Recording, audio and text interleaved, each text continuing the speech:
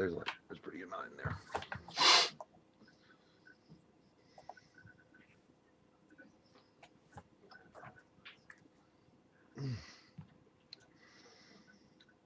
No, we might be live right now. I don't know for sure.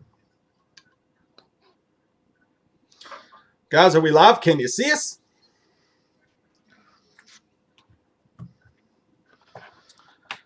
Yo. Hey, how's it going, everybody? Friday night! Friday night fights! Friday night fights! Friday night. Oh, yeah. You guys ready? Time to go. For the weekend? And sexual parties? With yourself because of COVID? You can get sexual with yourself. From the coof. Yeah, that's all right. What's up, Camp Blood? What's up, JT, Music Man, Michael Voorhees, Thunderwolf? I love the name Thunderwolf, dude. It just sounds like Thundercut. Is it Thunderwolf in the fucking... I thought he was a superhero or some shit. No, I think I'm thinking of somebody else in the X-Force. Thunderwolf from the Thundercats? Perhaps? No, maybe. Thundercat. Thundercut. I was Thundercato. This stupid phone will not do what I want it to do. Or in other words, a thunder pussy. Yeah. Be careful with that. Be careful with that, son. It bites. The most dangerous kind. Well, that would be lightning pussy, I think, actually. We're off to a good start. It's over before you know it. Who's ready to count some shit? I don't know what that means, guy with the yellow icon, but I like it. I like it a lot. Cobra Kai never dies. See him chatting. Hash browns on it. Yeah. Hey, how many biscuit boys we got in here tonight? Got any of them biscuit boys? Hang on, let me tweet this thing real quick. Let the people know that we mean business. And we're here to do the devil's business. We got some Vinny. I guess Vinny isn't here. He said it's going to be a great night for voting. Or a great night of voting. All right. Well, butter me up, Buttercup. Slather me out. Let's get on in that. Yeah, let's do it. Let's do it. You guys ready to start this bitch? Is Courtney here too? I haven't got anything from Courtney yet. Wait until we get a faux show from Courtney. Karen Langer asked the question that she's not supposed to ask. I'm kidding. What are you guys, what's everybody drinking tonight? I'm drinking some Mountain Dew with nothing clear and alcoholic in it. That doesn't rhyme with Shafka. Ready, Kafka? Oh, man. So, Todd. Hey, Vanessa's here for sure. Michael Woolbert. Is Vanessa counting or Courtney? Or Vinny? You said Vinny was here, didn't you? No, Vinny's here. I'm waiting on Courtney. And there's Courtney. You bastard. You son of a bitch. Vinny are ready to count the nachos between your car seats. There's going to be quite a few. Yeah. Yeah. If you're going to spew into this. Depends on when, yeah, especially after a Friday night fight. There's plenty of nachos between the car seats after a Taco Bell. Best believe it. Me and Jay, we filmed the Man vs. Movie Exorcist the other night. Ooh. All the Exorcist movies. That'll be up later. But dude, by the way, we should have never made. We should have never said shit about that Pazazu motherfucker or any of that stuff, dude. Because the next day, I literally had one of the worst panic attacks I've ever had in my life. Like it came out of fucking nowhere. That's just real life Pazazu right there. Yeah, but it was. I think it was because we were making fun of that shit, dude. Like I saw a vision. Like he was fucking nasty. Well, guys, I realized it was a memory of my ex-wife, but it was still there. Seriously though, you guys, when we were talking all this shit about demons and Pazazu and all this stuff like that, and the Oreos came flying out of the cupboard. Dude, nobody in there. Legit. That's fucking legit. Yeah, it really did happen. Like some poltergeist activity happened in Mike's kitchen. Yeah, we met. It was like Pazazu was in his kitchen, like maybe just going for an Oreo, and we talked shit about him. Then he dropped the Oreo. I'm like, what? Yeah, man. I'm like, oh shit, he heard us. He's like, get me some milk. Yeah, we danced with the devil tonight. Yeah, that was some scary shit. It was worth it though. Well, now it really wasn't worth it, but we go through that pain for you all. That's right. We put it right in our butt cheeks. But the next one coming up, so we're going to do Final Destination, which is going to be fun. Yeah, that's going to be good. And then we're going to interview the creator of Final Destination, Jeffrey Riddick. That's going to be a good time too. But yeah, no, what I was going to say was we ordered some Domino's, man. We got that cheeseburger pizza and we got the chicken taco pizza. So oh my God, you guys. Holy shit. Good. The cheeseburger, at first it was a taco pizza, and then I tried the cheeseburger. That shit, it literally tastes like fucking cheeseburger. Like, it's amazing what they've done. I was like, Willy Wonka, you bastard. You've done it again. It was so good, dude. I can't believe it. It was so good. I ate that shit the next day, too. I left it out. It was, like, old and everything, crusty. I still ate it. I was hungover as hell. Because, I mean, we were up till 6 in the morning, and I got up at 11. So I was feeling dark. some of the best shit I've ever had in my life. Yeah. Yeah, but me and Mike aren't really world traveled, but we're like, hey, I went to France and I had all these hors d'oeuvres and shit, and I've had this, and it's like, what'd you guys like? Well, I had Domino's hamburger pizza. You guys had that shit? Some good shit. By the way, Domino's hamburger pizza way better than Papa John's hamburger pizza. That's what 100%. We did last time. We had a Man vs. Movie. All right, let's do it, bitches. Let's get it started. Let's do it. Let's get it. What's up, Jarvis? Thanks, buddy. He says, hey, butt faces, let's fight. Yeah, that sounds like somebody meeting you after school at 3 a.m. or 3 p.m. in the parking lot. Hey, butt face, let's fight. Go. Like, you're a duty head. Your mama. All right, let's see. Whoops. Oh, what did I do? I didn't do that. Down.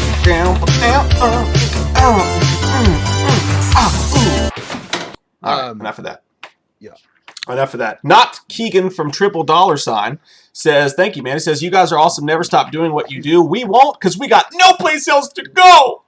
Nobody else will have us. Our own family is like 2 seconds away from kicking us over the fucking edge, so it doesn't matter. Absolutely. We're going to be doing this from a tent. In that car. We're going to be living in that Wayne's World car pretty soon. Behind Mike. Hey, can I get 5G in my tent? I do. I literally just watched this video on this girl that lives out of her car, and she says she's homeless, but she goes to her friend's house anytime she needs to take a shower. So you're not really homeless. You have a key. You're not really homeless. You just choose to live in your car. Semi-homeless. Well, she chooses to live in her car, though. It's the choice of a new generation. So an advertisement, dude, it was fucking like, it was weird. It was like we just had an ad playing for like an opening. Oh, I put up the intro thing. See, watch.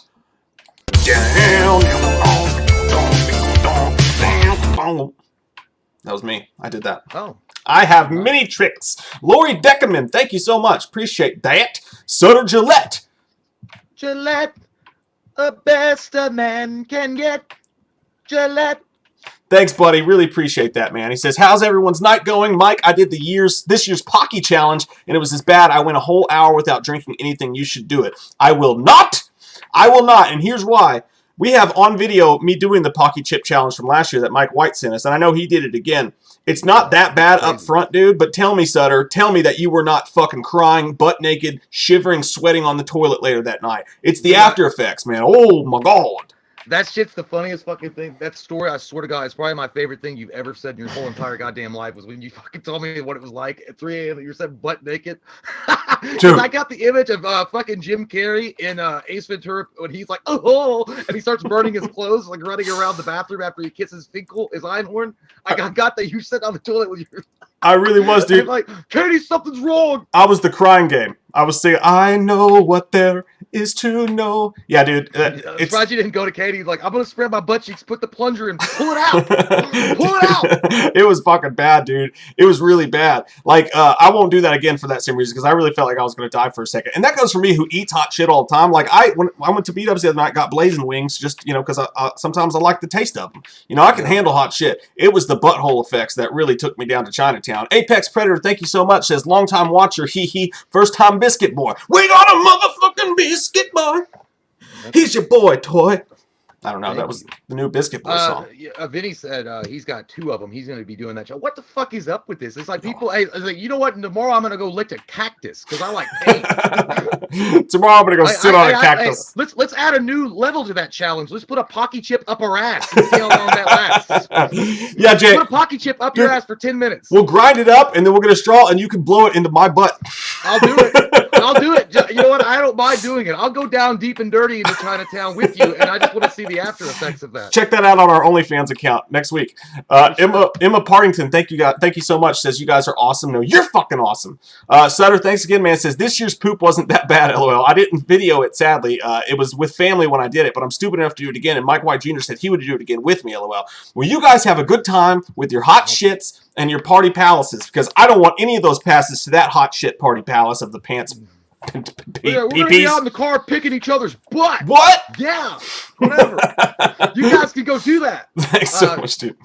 Yeah, man, I'm excited about tonight. I haven't even got a chance to look at the bracket since last week when we did it. So, but I know that the first 2 rounds we had some craziness going down. It was all fucking insane in the membrane, and now we're getting into the nitty gritty. And like the great Socrates said, buckle the fuck up. And he said that. Here we go. He said that. This is what it looks like. And I know that's kind of hard to read. It'll get better to read. I got another screen I'm going to use for it. But so we're not going to go through every single thing from the third round like originally planned because we want to take it a little smoother. We're going to get through a lot of them, and then we're going to mix it in as we go. So we won't have quite as many this time. That way we can kind of chill out, have a good time. But there's a ton of shit, man. Starting with now, Silent Bob, now 7 versus Hellraiser. Ooh, that's gonna be. We already know where that fucking's going. If you're new here, do not vote yet. Do not vote yet because we got to give the call sign. Let me explain how the rules work real quick to my friends out there and to the little biscuit boys, which is what we call the new people, biscuit boys and girls. The way we do this is we'll have a call sign, which is something like yeah, booty butthole or something like that. And when we say that, you will vote number 1 for the movie 7, or you will vote number 2 for the movie Hellraiser. Which one you like better? Now, you cannot vote more than once. We have mods in the chat tonight. Very, very big thank yous to Jamie and Courtney, who's not only counting, but modding that shit. So if you vote more than once, your vote will not count. So make sure you only vote one time and wait for the call sign, which tonight it's going to be... hang on, where'd this fucking thing go? Oh, shit. What? I opened my email. Oh. Don't do that. Put it on screen. What is it? Tonight the call sign's going to be, take from my body. So when I say that, you're going to vote number 1 for 7 or number 2 for Hellraiser. Are you ready? Take from my body. Vote now, Silent Bob. Begin! Hey! What do you got here, Jay? Well, I mean, look, I want to vote with my heart and farts. I want to vote Hellraiser because I feel like Hellraiser has been like fucked over a lot of these votes. Like I just feel like it's just never going to make it. Now, it's a really well done movie, well thought out, it's like thought-provoking, it's scary, it's disgusting, it's got all sorts of crazy BDSM shit in it. And Pinhead is one of the most iconic, like one of the coolest villains of all time. Like as far as a horror villain, he talks to you in a British clipped accent, and you think he's going to ask you for tea and crumpets, but then he's going to rip your tit off and make you eat it. Yeah. And it's just scary the way he does it, but it's 7, man. It's fucking 7. It's a game changer, okay? Some motherfucker brought in Joe Montana going against Eli Manning. It's not fair. It's not fair. It's like if you were a quarterback for the first time, your first game was against Joe Montana and his crew in the 49ers with Jerry Rice. It's not fucking fair. I'm seeing a lot of 2s here, buddy, so this is going to be closer than we think. But I got to say, it's absolutely 7. I love Hellraiser. It's a great movie. It's one of the premium, I need to fucking scrub myself with a loofah. And I mean get down with it. I need a loofah with nails in it and just to scrub it off me after I watch it because it's so nasty and it's so sexual. It's like having sex in a dorm room it's like having sex on a girl's dorm bathroom, and then you look over, you lock the door behind you, and then while you're on the floor, you look over and you see a roach motel in the corner. Don't ask me how I know about that, but I do. It's a bad feeling. It's like her saying, "Put that fucking caramel jelly in my ass and lick it." It's horrible the way you feel after you watch Hellraiser, but. Dude, 7 is it's one of the first movies in my life that I watched and just really made me fall in love with movies, made me fall in love with cinema. The second I ended, I was just like, that I gotta watch again right now. That's one of the greatest fucking endings and one of the greatest movies I've ever watched in my entire life. And it's what started my love for David Fincher. One of my favorite, top 5 for me all time. I gotta go 7, but I do love Hellraiser. But I think it's got a chance, man. I saw a lot of 2s in that motherfucker. Well, if it wins, it's gonna be a big upset. All right, we're already in the first fucking voting of the night, and it might be a gigantic upset. Unless that's Shaquille O'Neal with a rocket up his ass out there, I think this baby's gone though. It could happen. It could happen, Jim. It looks like the voting's slowing down. I'm gonna give it a count. Get your vote in now. I'm going to give it a count. 5, 4, 3, fuck you. All right. Stop voting now. I said stop it, you. Oh. Stop voting, you butthole. Wait. Stop voting, donut butt crack. I'm getting so nervous Texas. Here. I might wind up peeing on someone on a Delta I line coming in from a red eye. Did you hear about that? No, what? Yeah, dude, for real. It was trending. A North Carolina pastor who has not been identified yet. Apparently, this lady was on the way back from Las Vegas to Michigan. It was a red-eye flight from Delta. The dude stood up in the middle of the flight and was pissing on her while she was sleeping. She woke up mid-piss. Did she ask him to? No, it wasn't like that. It wasn't. I mean, they were leaving Vegas, so she could have been a hooker. But nonetheless, she said she woke up, she saw his junk. He was shaking off, and then she had to sit in urine-stained clothes the rest of the flight. And the guy apparently had taken sleep aids, some kind of sleep aid, probably no-dose, and he was fucking having some kind of fit, a reaction to it. But he pissed on her. Yeah. It's like, you peed on me. Did he go to jail? No, he praised Jesus and got out of it. I don't know what happened, but no, I think what happened was they did take him in for questioning or something like that, but they haven't released his name. They'll probably say something like because he was suffering from some kind of side effect from the sleep aid. Listen, man, I get it. Not the pee thing, but I have a sex thing in the middle of the night. Like, I have sex in the middle of the night, and this has happened to me my entire life. It made one girl cry. I mean, she was my girlfriend. We'd already been having sex, but one night she was really emotional. And like she's like, last night was great. Like the next day, and I was like, what are you talking about? And she's like, you don't remember? It's my whole life. I've had it. I have sex in the middle of my sleep, and I don't remember it. So those things exist. So I actually kind of feel bad for that guy. That's assault, brother. I just don't sleep with strangers, you know. I mean, unless I'm sleeping with strangers. I mean, which I don't now, but you know what I mean.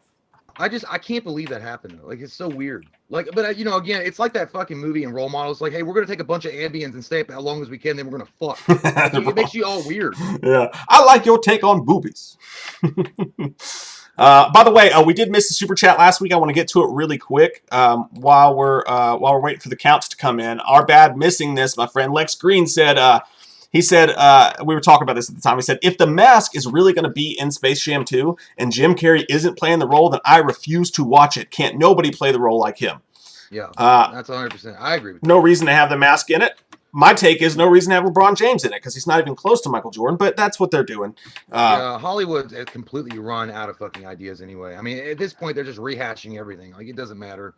Those buttholes will keep on fucking putting it. You know, they almost put out Back to the Future remake, which I still think is going to happen, which is going to be terrible. Well, I mean, dude, like, Space Jam was an event at the time. Like, everybody went to see it. It wasn't just kids. If they put it out with LeBron now, it's only going to be kids going to see it. It's not going to be a big movie. I guarantee it. You saw it here first, Men's Warehouse. Hey, we're over the 300 mark. Oh, yeah. Oh, my God, dude. So, okay. Y'all. You ready to get fucking butt-fuck wild because it just happened. The first upset. This one, though. God damn it, guys. Come on. And by the way, I appreciate the gifts from Finney and Courtney by 4 points. By 4 points. Hellraiser streaks by underwear in hand by 54 to 50. 54 to 50. Wow, what an up! We have our first 1 seed and 7. I gotta call it out. I appreciate it. It's fucking nice. 7 is the #1 overall seed, which, by the way, this is seeded by IMDb scores. So 7 in the entire bracket is the #1 overall seed above all other seeds, and it just got fucking beat, man. Hey, man, you know that shit's happened. We're in the regional semis. Okay, I've got a semi now. A semi. But this is crazy, man. Like, I can't believe it. Hellraiser gets some fucking points, for shit's sake. David Mace makes a good case. He says, "Why are you over there looking at me? Why am I girl standing there?" No, he says it's because Hellraiser is a horror movie. Now, he says that all angry, like, because you shouldn't have had 7 in the bracket. 7's a horror movie, man. It's a serial killer movie, and if you're going to count serial killer movies, like dark ones like that, I mean, it's kind of a slasher movie in its own right. But I will say, I do think he's right, because I think the reason Hellraiser won, it's not because Hellraiser's a better film than 7. I think it's because most people feel like it's not as much of a horror film in the halls of anal horror. In anal? In the anal sex of horror, Hellraiser's just more important. So I understand that shit. So yeah, we got our first big upset. Vinny says right. Rocky just knocked out Apollo. Guys, we're already in Rocky 2. Shit, we skipped over Rocky 1 and we got to Rocky 2. That's true shit, man. We got a super chat here from Intel Wild. Thank you so much, man. He says, "Here comes that white face fucker." YouTube bleeped him out, but we know what you meant. Sweet cheeks. He also says, "Hey, Mike, stop hating. LeBron and the Lakers are the champs." That's what he did to me. He threw me even fucking LeBron has to jump to the best fucking team available. He doesn't know nothing about Jordan. He couldn't smell Jordan's fucking feet, man. Come on. Most people couldn't, but he won. It doesn't matter if you win by an inch or a mile. You win. Yeah. Dude, I almost had you. Still almost has a losing record in the NBA Finals, but we won't talk about that. And he needed Anthony Davis, but we won't talk about that. Anyways, but shout out to my Braves who are playing right now in the NLCS game 5, 6, 5. But you can't talk about the Braves. Hey, they got Chipper Jones. They don't have Chipper Jones, greatest baseball player of all time anymore. If they win tonight, they're in the World Series for the first time since 1999. But I'm here with you guys because I fucking love you. The only MLB thing I remember is I remember buying a clock from Walmart and it had Chipper Jones' rookie card in it. I think I gave it to you. You gave that shit to me, yeah. I was like, this is badass. And I was like, I don't even fucking like it, but it looks cool because it's a clock and there's a baseball card in it. Yeah. And then I was like, Michael's like, that's Chipper Jones. Yeah, I was like, that's his rookie, dude. You got his rookie on a clock, dude. I was like, you want it, bro? He's like, yeah, I do. It's like, touch my nut. It's on a clock. Like, okay. I did too. I rubbed them slowly. They were nice. All right, let's go to the next one. Good. I like how the conversation in it, like we really didn't have anything else to say about it. All right, next up we're gonna have Candyman versus. Oh, this is a fucking good one. I gotta close that. My personal shit in there. This one's a good one, dude. Candyman versus Friday the 13th. Oh yeah, I got mine. I got mine locked in already. Friday the 13th. Now, if you guys are new, we don't vote. So we don't vote at all. We're just talking about it. We don't vote. We don't have any say in it at all. Yeah, but we vote in our minds, buttholes. Yeah, we vote between each other. Don't vote yet, guys. Don't vote until we get the call sign out. What's the call sign going to be for this one? JT. Jesus Christ, you sound like my fucking stepmom when she's done making goddamn cookies and I don't want to I know she does. I've heard that shit. JT! Fucking shut up! I'd say, okay, when I say, if you are justice, please don't lie. Then what is the price of your blind eye? I love the way they say that in the trailer because it really. So cool. I just watched it again, man. It gives me chills. Dude, it sounds so fucking. It's like, if you are justice, do not lie. Mm-hmm. It's like fucking. It's the weirdest thing. Good. It's so good. Yeah, it's awesome. Anyways, okay, so go ahead and say that, and we'll get with the vote. If you are justice, please don't lie. Then what is the price of your blind eye? Vote now, Silent Bob. Now I sound like a guy that just came on Mr. Rogers' Neighborhood and was telling riddles. Last night I had sex with a guy, and then I fly from your pink eye. Mike Pence. It's a sty. Yeah, in this one, you know what? I'm gonna go shock and awe. I'm gonna hit him in the fucking ribs, and I'm gonna run away. Now, fall down. Remember, guys. By the way, just sorry to cut you off, but for those guys voting, this is not the franchise, man. This is just the first movie. Yeah, this is the first Friday the 13th movie, which ain't all that great. So what do you? Yeah, okay. So I'm gonna go with the razzle dazzle, take you to the post, and then hopefully I do a slam dunk and run away really quick. I'm gonna go with Candyman, man. I'm going to go with Candyman. You and me both. Not because, and I know people are gonna hate on it. I understand, but look, the thing we've already talked about Friday the 13th. Look, it's a great fucking movie. It's well acted. Kevin Bacon gets a tomahawk in his throat, but it's one of those movies that once you know the ending, once you know the secret to it, once it's revealed that Pamela Voorhees is the killer, it doesn't have the same magic. You know what I mean? Like when I watch Friday the 13th, I want to get to Backhead Jason immediately. Because once you already know the beginning, if you play, it's like playing a video game and getting through the beginner's guide where they take you to the tutorial. You're like, okay, well, I have to go through that again. Now I can just get into the game. Yeah. So for me, it's like that. Candyman, dude, Tony Todd rocked the fuck out of that. Not only does he look good, he's got a killer voice. He's got a killer personality. On-screen aura is amazing. That movie is so underrated, it's almost a crime. How people don't talk about it in the same vein as something like Nightmare on Elm Street or Friday the 13th. You said it best, man. I think Candyman is underrated. I think the original Friday the 13th movie is a little bit overrated because it does. I mean, like I said, it doesn't have the classic Jason in it. It was a decent slasher movie. It brought forth the idea of Crystal Lake. It deserves credit for that. It deserves credit for the music and a lot of the stuff to it, but it's not as good as some of the other. It's not even the best entry in its own movie. Candyman is underrated. People don't appreciate it as much as they should. It's scary as shit. It's one of a kind. It's an original, amazing Tony Todd performance. To me, it's fucking by far it's Candyman, like not even close in my mind. But I understand. Gage Roberts, but, there are hardcore Friday the 13th fans for it, and again, I mean, you can make a case. It's a classic film, but really, I mean, honestly, is it because Friday the 13th is such a wonderful film that you would watch that over and over again, or is it because it's part of a franchise that you love so much? That's the thing.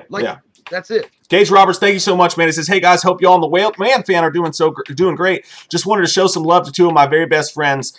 This community is the best." That was sweet, man. Thank you so much. Really appreciate that. And I agree, this community is the fucking tits, dude. Love it, man. It's always so good. Lex Green, who's super chat we just got to from last week, sent another one. Thanks, buddy. He says, driving out to LA right now to check out a drive-through haunted house out there. That's badass. Oh, dude. I've heard about that, dude. Adam the Woo did that. That's fucking shit.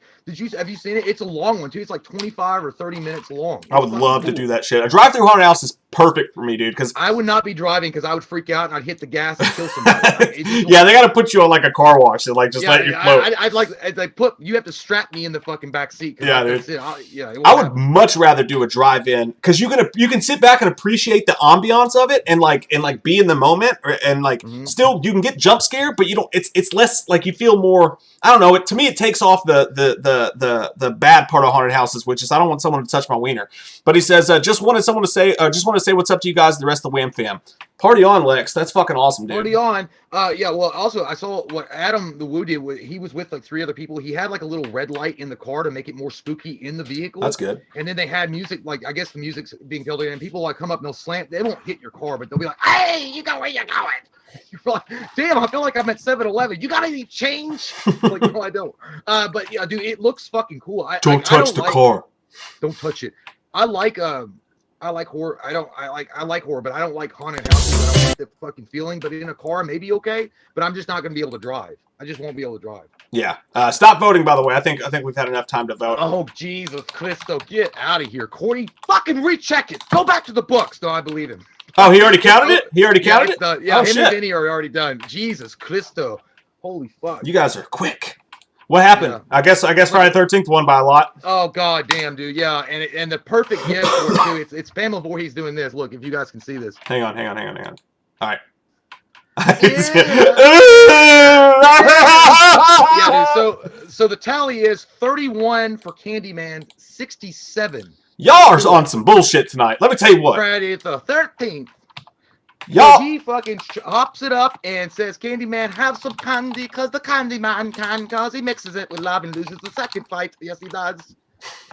Over. That sucks, man. Candyman gets no respect. No respect at all. Put some respect on that. Put it on. All right. Put on I can't argue. Look, people love Friday the 13th, man. You want me to put on a rouge and fuck you? Reminds me of No Country for Old Men. He's like, keep talking to me like that, Joanne. I'll take you in the back and fuck you. I've said that before. Like, just keep on talking. I say that sometimes too. I get what? And she's like, promises. Like nobody ever says that. No one ever says that. Church Jackson, thanks, buddy. Appreciate it. Says, what is the price of your pink eye? Blowing ass. You usually get it from someone blowing ass in your face. Oh man. Did you see Mike Pence's eye during that debate, by the way, dude? He looked like a zombie. That shit was scary looking. Dude, it looked like he had whatever they injected people in 28 days later, I think he had it. Yeah, dude, he had it. Like he was 2 seconds from ripping that bitch's head off and fucking shitting down. He had his eye up. He had his nose so far up Trump's ass, his eyeball got it. He blew a fart in his eyeball. Anyways, Peter Meekin, thanks so much, man. It says, hey, guys, just finished my 12th straight day in work after this. After finishing watching you amazing fellas, I'm going to watch Aliens, T2, then Halloween. That's a fucking triple feature, dude. That's nice. Aliens, then T2, then Halloween. Oh, wow. That's sexy. Jesus Christ. Hey, can we come over? Let's fucking watch that together. Dude, I'm jealous. Hey, by the way, yeah, Vinny said it right. He said, no love. Look, they're just the counters. He said, no love for Candyman. He's like, no one will say his name in the mirror, but they all love Pamela Voorhees. It's fucking true. It's kind of true. It's not lying a little bit because it's fucking like one of those things. I won't go in the bathroom after watching that. Well, Candyman, he ain't gonna do this. Just trust me, that motherfucker gonna kill you.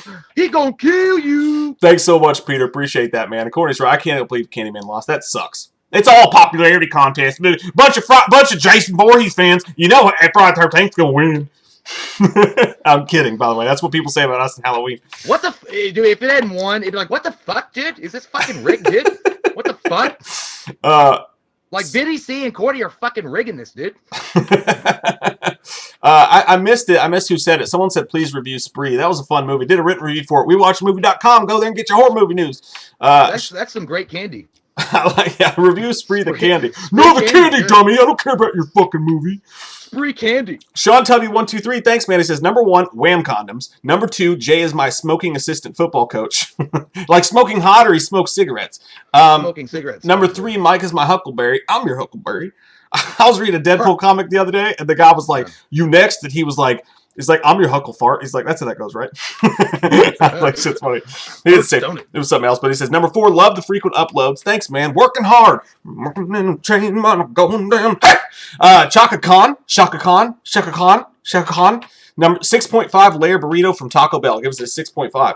Or no, 6.5 layer burrito. Good. That's a good burrito, man. That's some of the classics are where it's at. Jesse McLaughlin says, "Hey guys, stuck in quarantine, going insane. It's like a vacation I didn't want." I get that shit. At first, it's like, this is awesome. Oh no, you know what it was? I saw a meme the other day about quarantine. It was Jack Nicholson in The Shining. In the beginning, when he's being interviewed, he's like, 3 months of peace and quiet's just what I want. And it's like 6 months later, and he's like sitting there freezing, whatever. Like how you thought quarantine was going to be versus how it actually is. That shit's perfect. Yeah, that's 100% true. It says, glad I get to be here. You guys make my Friday night better. Well, you make our Friday nights better, Jesse. Thank you so much, man. Camp Blood Media, thank you so much. Says Jay, imagine having to go through Candyman, having to sit through Candyman versus The Grudge. Which one? He says, imagine having to sit through Candyman versus The Grudge, since you're so scared of The Grudge. You know what? No, I'd be rooting for Candyman. It would be my hero. He's like, chop that bitch up and put a hook in her mouth. Fucking kill her. Like I feel like he would be my my spirit animal. Like, kill it, Candyman, kill it. Yeah, that would be fucking crazy though. I can't watch the other side of that. He'd be like, be my victim, and it'd be like, you know what I think hey, you still there? Yeah. You blew an asshole. It's not like you fucking like Velociraptor or a dick. I was doing the Grudge kid. You know the kid in the closet, the silver kid? It's like, no, he meows. Oh, it's like it's like Chevelle. It's an inward scream. I would take that fucking kid, put it to CPS. Braves up 1-0. Yeah. Yeah. All right, let's do the next one.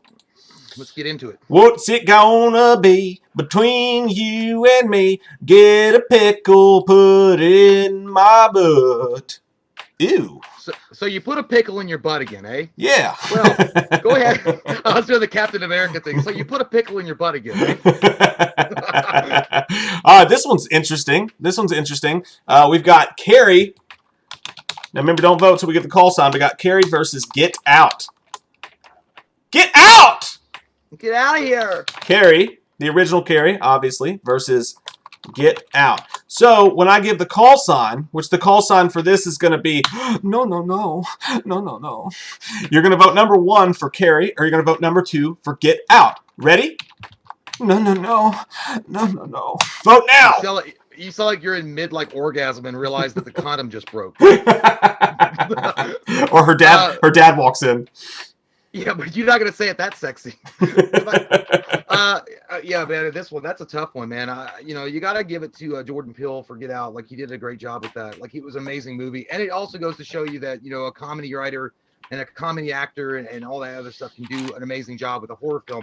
But Carrie's classic too, man. Like, it's one of those movies. It was one of the few Stephen King adaptations from novel to book that actually works really well. And Sissy Spacek did a great job with that character. And the mother's terrifying as fuck, dude. Like, that religious shit, that crazy, like, you gotta go to church, you fucking bitch. Yeah. I don't like that at all. But again, I don't know what I would rather watch. I'd probably want to watch Get Out just because it's well acted. Like, overall, it's a really well done film. Carrie's great, but it's a little, and no disrespect to the movie itself, because the movie is well written and it's still a classic, timeless film. It's a little dated though too, a little bit. In some ways, I just kind of get, I don't know, I kind of get bored of it, or I get taken out of it sometimes. I don't know why, but yeah. Get Out maybe my speed. I enjoyed Get Out a lot. I think it's a really good movie. I think it's light years better than Us, you and I, but also the movie. But I think that better than Us. I think that Carrie, dude, I think it's got so much to say with the whole bullying thing. I love that aspect of it. I think it's freaky as hell. Like, it's a slow build to like a crazy crescendo at the end with that prom scene. Mm-hmm. And then, like you said, the mom freaked me the hell out too. I think it's too much of a classic movie for Get Out to overtake it. I'm going to go Get Out on this one, but I don't mind either pick, honestly. Yeah, and it's weird, like, because Get Out also was a good movie. You mentioned, like, the bullying aspect, which, again, that's got a really good message in the middle of it, but Get Out's got a good message as well, but it's not over the top, in your face, like, hey, look at this wiener flashing your mouth. It's subtle, and it does a good job of showcasing that without being too preachy with you. Yeah, I agree with that a lot. I got what Get Out was about. Like, I think most people with a brain and, fucking any kind of intelligence would get it, but, like, it wasn't. That's what people don't understand, man. That's what directors that are like Jordan Peele and other people like George Romero were so good at what they did, was they could tell a story and it could be a reflection on the political, economic, or not economic, but socio-political kind of scheme that we live in right now. Yeah. And they could do it in a way where it's not immediately in your fucking face, where it's just flashing a big pink dildo and say, "Sign up, bitch, sign up." It's just like you think about it, you're like, "Oh, that's what that was about." Yeah, I agree with that too. I think that's why that movie was so well done. It was clean. It was done for the right reasons. It wasn't just a social, like it wasn't just for like cred, like so many movies are. You know what I mean? Like it actually had something to say. It meant it. It was heartfelt, and you could feel it. Yeah, it wasn't for like internet claps on the back. Like, exactly. Oh, yeah, you did that. You did exactly. that. Yeah, golf clap. Fucking true. Dude, Sutter Gillette says, Mike, give us the creepy Carrie face, please. Remember that skit we did? You guys, you got it. When you know this, you got look up. We watched the movie Creepy Carrie online. She was like, I'll put that on Twitter, by the way, or not on Twitter, but on our Instagram. Sometimes I put older videos up on the Instagram, but she's like, when the powers in, she's like, I can't. There. Yeah, there you go. With the blonde wig. It kind of looks like you just got revealed that you have an actual wiener from Sleepaway Camp. Dude, the weird. I remember that video though because there's something about like either something was I had to go somewhere after that, or I think I was going to work or something. I think I was going to work because I think we did it in the morning or something, and then I did it, and I had to go to work like a couple. It was so weird because like you're in a blonde wig and you're on a tricycle that you fall. It was just all these images in my head as I'm going to work to check on pharmacy and remembering it. That shit had you fucked up. By the way, my friend dressed in drag with a blonde wig on and was riding a tricycle. Nothing weird here. I've had a nice morning. Friday Mike. I love that name. Friday Mike Lights. Thanks so much, man. He says, Happy Friday, you bunch of Molly Ringwalds. Thanks. That's my favorite part of the Breakfast Club. When she turns around, she's like, yeah, I like the part where Bender went in between her legs. She's like, oh. Oh, god damn, James Jackson with another fucking haymaker. God, I love you, dude. Thank you so much for that. You really don't have to do it, but you keep doing it. Really, really appreciate it. He says, hey, guys, hope y'all are having a great night. I need a favor. My wife, Emily, has to have major surgery Tuesday. Oh, fuck, man. I'm sorry to hear that. And we're both a little worried. Could Dr. Loomis please give her a shout out? First off, good luck to that, man. Good luck. I'm sorry to hear that. Yeah, we hope speedy recovery and everything's going to be okay. Promise you, it's going to be fine. And what Dr. Loomis would say is, don't worry yourself, okay? You're going to be all right. Got the best doctors in the world. They're going to be working on you. Don't you worry about it, because you need to be in my shoes, okay? I worry about a serial killer breaking out and killing a bunch of cookie women, stupid little bitches that also don't reveal the location of their uncle. You'll be all right, okay? You're in the best hands possible. I hope your insurance is up to date. I'm sure it is, okay? I have faith in you, James Jackson, all right? To his wife, Mrs. Jackson, I'm sorry, Miss Jackson. You're going to be okay. They didn't mean to scare you, right? You're going to be just fine. Don't you worry. I'm sorry, Miss Jackson. It's going to be all right. Tell you about your day. Read a book. Watch Seventh Heaven. And then, you'll be fine. Have a good day. Well said. Well said, you piece of shit. Thanks so much, James, man. Much love to you and your wife, Emily, man. Let us know how things turn out. I'm sure it'll be fine. By the way, when people ask me that, I don't want to be mean about that shit at all. Because it's like serious, but his Loomis would be like, he'd be like whatever. But I really, in truth, man, that's really fucking scary. And everything's gonna be all right, man. It's gonna be all right. That first initial thing I would think was like, oh fuck, I'm scared. But it's 100 times, 99 times out of 100, everything is gonna be a-okay. So no worries. True shit, man. True shit. Absolutely 100%. And you guys are fucking awesome people, too. So you got good karma coming for you. For sure. So I said stop voting on that one, so we're just waiting the votes to come in. After that, we'll take our first PP break. We're almost to 400 in this month. I'm sorry. Fuck yeah, let's get it up there. Get up! Get it up, baby! Get up! Get it up! Get it up! Oh, shit. Oh, share this shit! Get it up! Carrie just burned this motherfucker down and said, get out! Perry. Oh, Carrie won. I'm shook. 71 to 37, coming down like an atomic fucking hammer from the skies of Valhalla. Get out! What was the vote again? 71 to 37. She burnt that bitch to a cinder.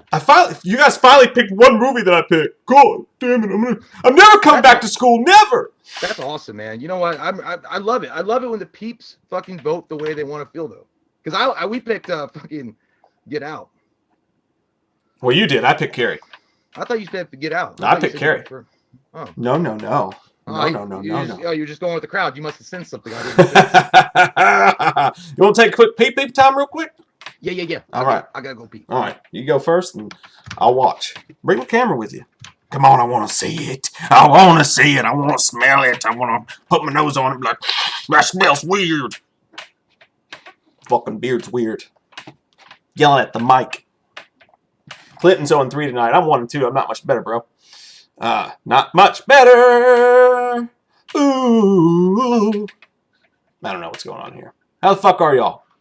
You guys got a problem? You want to fight? You want to fight? You want to fight? You want to fight? I'm just going to keep doing that over and over again. Yeah, Jack, sorry. I'll shut up. I did not say get out, Robert, you lying piece of poop. You want to fight? Thor, don't look at me like that. Thor thought I was squaring up on him. He's like, you want to fight, bro? I've been waiting all goddamn day. I've been drinking green tea all goddamn day. Ooh, baby. Ooh, baby. Pee break, says Skilliam Shatner. Those goddamn enchiladas. Daniel Combs, what's up, dude? Welcome. You did not miss anything. Carrie won. Carrie beat Get Out. And Friday the 13th beat Candyman. And 7, big upset. The number 1 overall seed went down to Hellraiser. And the Dodgers are going down tonight to the Atlanta Braves. Queen Phoenix is docking her fingers here. I appreciate that. What? Huh? Oh, Demand Hammer AR-15 for life says MGK murdered him, and I'm an Eminem. No way, dude. Eminem fucking ruined him. And I actually like MGK's new album. I think he's better at pop punker than he is at rapping, dude. Eminem fucking crushed him.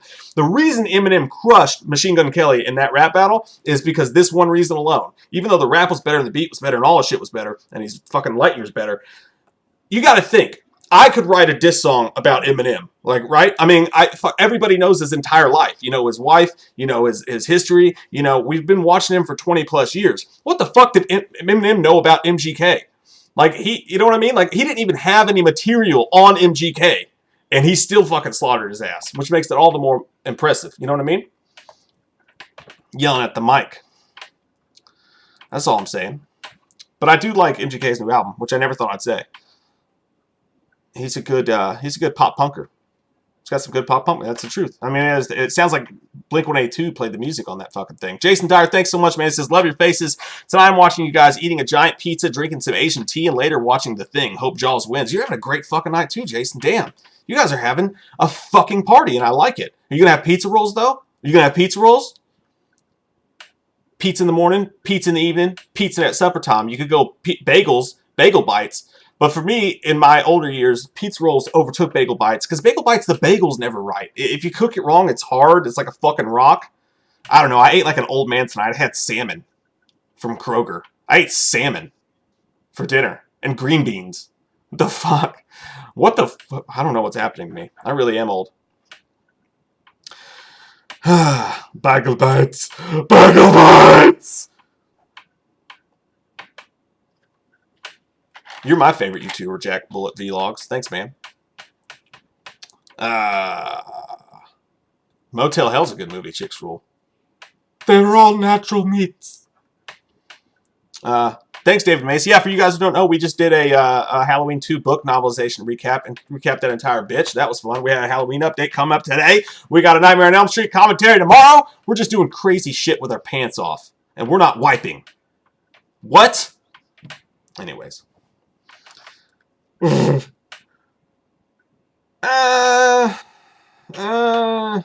bagel bites, Jamie Wright. Oh, he thinks because he's a moderator now, he can just talk shit about fucking bagel bites like he wasn't a kid once. I gotta have some more bagel bites. I haven't had them in a while. Azteca said I look like Kevin Nash. I gotta put on a few more quarantine pounds before I look like fucking Kevin Nash, dude. Salmon! Salmon! Salmon! Yeah, Jay must be pooping, man. He's taking a poopy. Yeah, MGK did do a song with Burt from The Used. I thought that shit was wild. Oh, Cat, you feel old because you're 30? I'm 32. How do you think that feels, being 32 years old? Huh? Huh? I'm 35. Kevin Owens. No, don't give me Kevin Owens, man. That hurts my feelings. Not really. I don't have feelings. I do crack cocaine. Got Sheamus. I'm not red enough for that. Sutter Gillette says, hey, Mike, I'm super sorry that I didn't send you anything for your birthday, but I'm sending you something soon. Don't fucking worry about it, man. You don't have to do that shit. You're fucking awesome, dude. Just having you as a friend and having you partying here with us all the time. My girl likes to party all the time, party all the time, party all the time. By the way, dude, when I got up here, it kind of freaked me out for a second because I cockeyed looked at your fucking like background. I was like, who the fuck did he invite into the channel or into the call? Like, I was like, there's like 3 fucking dudes back there. Figaro, Figaro, Figaro, has the devil put aside for me, for me, for me. Down. I'm gonna go pee. Okay. And we were just getting into it. Then he leaves me holding the bag. All right, guys. I'm fucking, dude, this is fucking crazy. Hey, guys. David, Kinganer says, Jay, are you Charlie Day on the low? I guess so. Like, I hear that shit all the time. I suppose I am. Oh, it's starting at Philadelphia. Cheyenne says she'll be 44 in January. Well, happy. Look at that. He's going after that dick. There's at least 2 of them. Well, happy early. Action says, did you wipe more than once? I did, Egg. Don't worry about it. I wiped a lot. Vanessa says 38 on paper. Yeah, it's not a real thing. It's just on paper. Bullshit. It's not real. Okay. My like, have you guys got to the age yet where someone was like, how old are you? I was like, oh, he's fucking, you know, like 24. No big deal. I mean, like, no, I mean, seriously, how old are you? He's like 24. Like, I mean, is there a problem? I'm 36, so I like I fucking be like, yeah, I'm 24.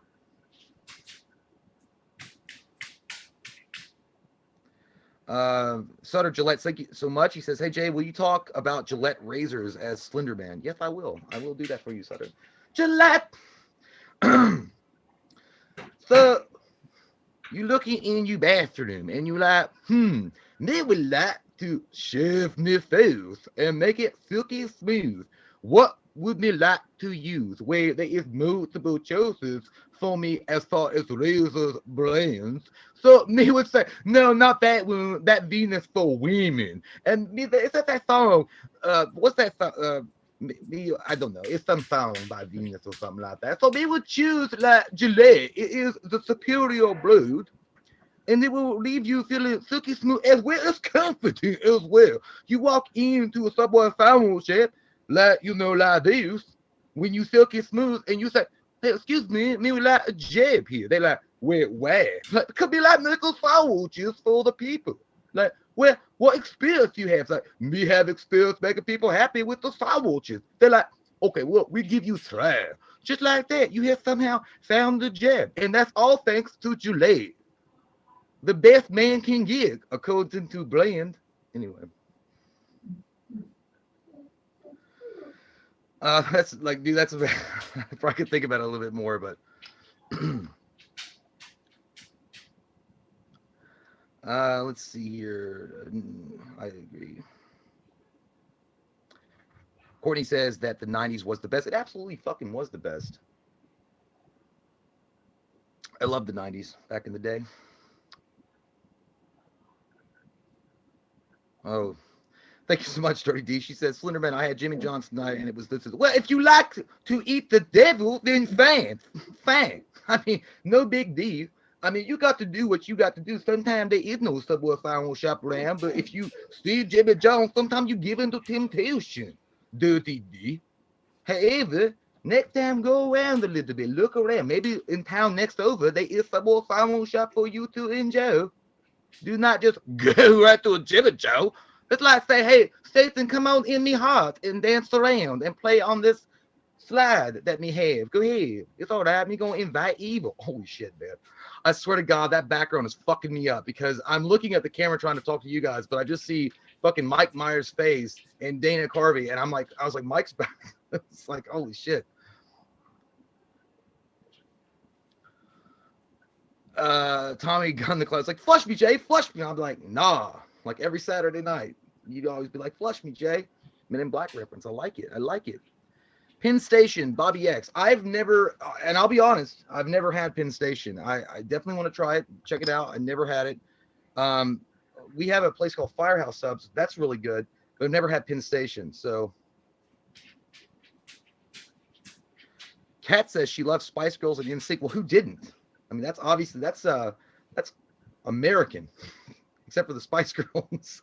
They're British, but they had girl power. All right. I even watched when I was younger. My younger sister was really obsessed with the Spice Girls. I literally watched Spice World, and I kind of liked it. I'm not gonna lie. I'm all right. I can say that.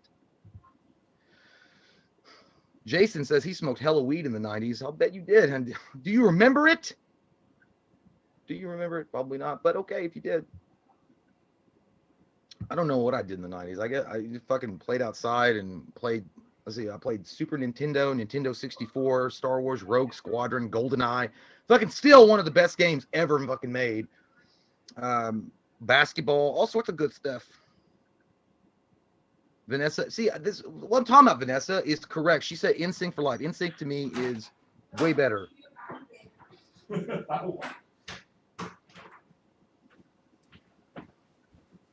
Okay, well, Courtney's got an interesting little thing here. He says $5 to anyone in the chat to guess the scene where Michael's movement was his fastest in the Halloween franchise.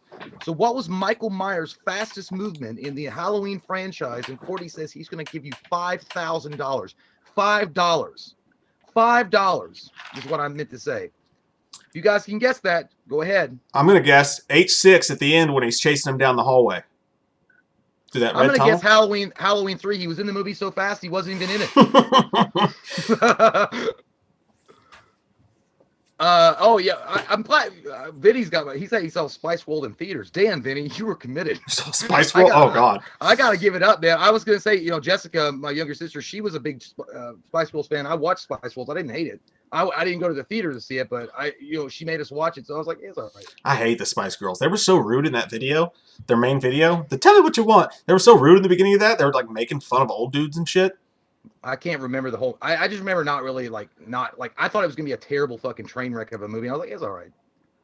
They were so rude. Anyway, I want to know. I want to know. Hot. What's the answer, Courtney? Oh, someone said in the H6 in the room with the doctors. That's a good guess too. Climbing on the station wagon window, said Mark. Yeah, that's a good one.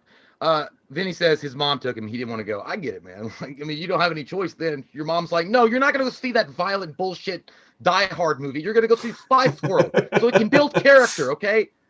Pump up your life. I don't know how that song goes. Pump up your life. Spice Girl song. No. Has he given an answer yet? I'm waiting on pins and needles here. I don't know. I mean, I don't know if is he counting votes? Is this a side bet? Let's see. H2O when he walks down the hall is a guess. Also, there's a good guess in the first one when that flower pot falls and he's like, and he's gone real quick. That could be it. Yeah, I was legit joking about the Halloween 3. I mean, he was really fast. He wasn't in the movie, but in Halloween, the franchise overall, I don't know, his fastest fucking movement. There's got to be one. I mean, there's got to be something that we're just missing. Like H2O, when he was hanging from on the rafter thing. Oh, he said it's H2O, but what scene? When he's on the van. When he's on the van. It's when he's on the van. When he's on the van. It's a trick question. I bet it's the one where he's not decapitated. How the fuck did he get out of that? No, on the van, on the way to get decapitated, which technically that wasn't him technically. But I would say maybe the scene where he's flipping over the tables. Either that or was it when he's chasing Josh Hartnett and them and through the streets? Yeah, I was thinking it was the one where he was fighting Jamie Lee Curtis in the hallway and he was hanging off the rafters. Then suddenly he was somewhere else. I thought it was something like that. But I knew it was H2O. I was trying to think. I was like, yeah, he was fucking fast in that. Emily Jackson, thank you so much. She says, Jay, thanks for the Dr. Loomis shout out. Y'all become a big part of our family time. Y'all the best. Much love to you and yours. Oh, thank you, Emily. Oh, you're very welcome. You're very welcome. Anytime you want it. Anytime. If you want it, you can get it. I think that song's about something else. I didn't mean it like that. I think that's like a song about. Yeah, that's a. I think that's that. I don't know. Anyways, what is it, Courtney? Tell us. Tell us, you slut. No, he's dragging this fucker out. He's like, no, All right. I want you to beg at my feet and wait. I will give you judgment tomorrow on the eve of the Apollo. All right, so next vote we got coming up here is going to be, we're going into zombie territory. We got a all zombie matchup. Now, please, no arguments over whether or not Return of the Living Dead is a sequel this time. We've already covered it, but it's Return of the Dead versus Night of the Living Dead. Yep. Night of the Living Dead, the original or the Savini one? The original. The original. Okay. Of He Living Dead, whatever. First Night of the... This keyboard doesn't keep up with me. All right, so Return of the Living Dead versus Night of the Living Dead. You're going to vote number 1 for Return. And you're going to vote number 1 for Night. Is it my turn to make the call sign? I don't know. You can make it, though. All right. The call sign for this one's going to be a Pikachu popcorn pussy fart. Yeah! Yeah! It gets me hyped up to another fucking level. Like, as soon as I hear that, I'm ready to go to war. All right, so a Pikachu popcorn. Vote now. Vote number 1 for vote number 1 for Return of the Living Dead. Vote number 2 for Night of the Living Dead. Jay, what are you going with on this one? Man, look, I love Return. I think it's a great fucking movie. It really is. It's so weird. It's so strange. It's funny. It's got a lot of aspects in it to where it blends the horror and the gore with a really solid comedy. And everybody acts really awesome in it. Like the actors are really good and they're well done. And all the characters, for me anyway, felt very fleshed out. But I got to go with Night of the Living Dead, man, the original, man. That's the one that set it off. Like that's the Romero's, like, that's his greatest painting right there. Actually, in my opinion, it's Day of the Dead, but that's his second greatest painting for me. And it had a lot of subtext to it. It had a lot of good things going on as far as like a political message, but not down your throat and fucking really sticking it in your ass and be like, do you like it? Do you know what I'm saying? It was all like that. And it was well done.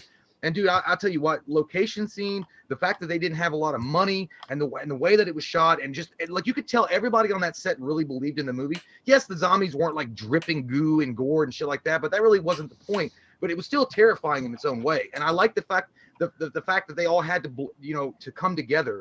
You know what I mean? Like they had to like fight together to get out of it. Like it's terrifying. You imagine like it's like you working in retail in the mall during Black Friday and all these fuckers are just coming in the door. You all have to stick together as coworkers to fucking fight against the onslaught. Yeah. And only one of you got to get out. Cody Buchanan, thank you so much. He says, I'm drinking McGillicuddy's and White Monsters. I don't know what either of those things are, but they both sound fun as shit. Brother. I want a White Monster as long as there's no milk in it or anything else. He says, and go Steelers. Steelers tearing it up, man. If you're a Steelers fan, you got to be happy. They're 4-0 like my Packers.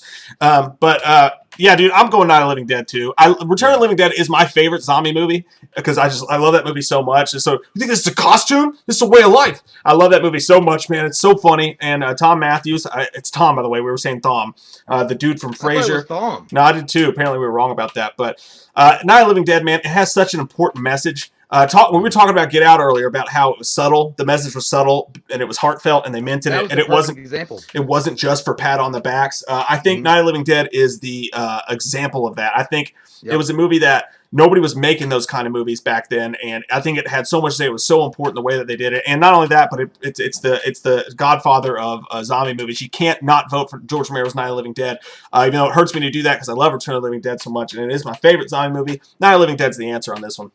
Yep, for sure. By the way, Courtney gave the answer. He said that it was H2O before he gets pinned between the tree and the truck in H2O. That was the fastest he ever moved. Okay.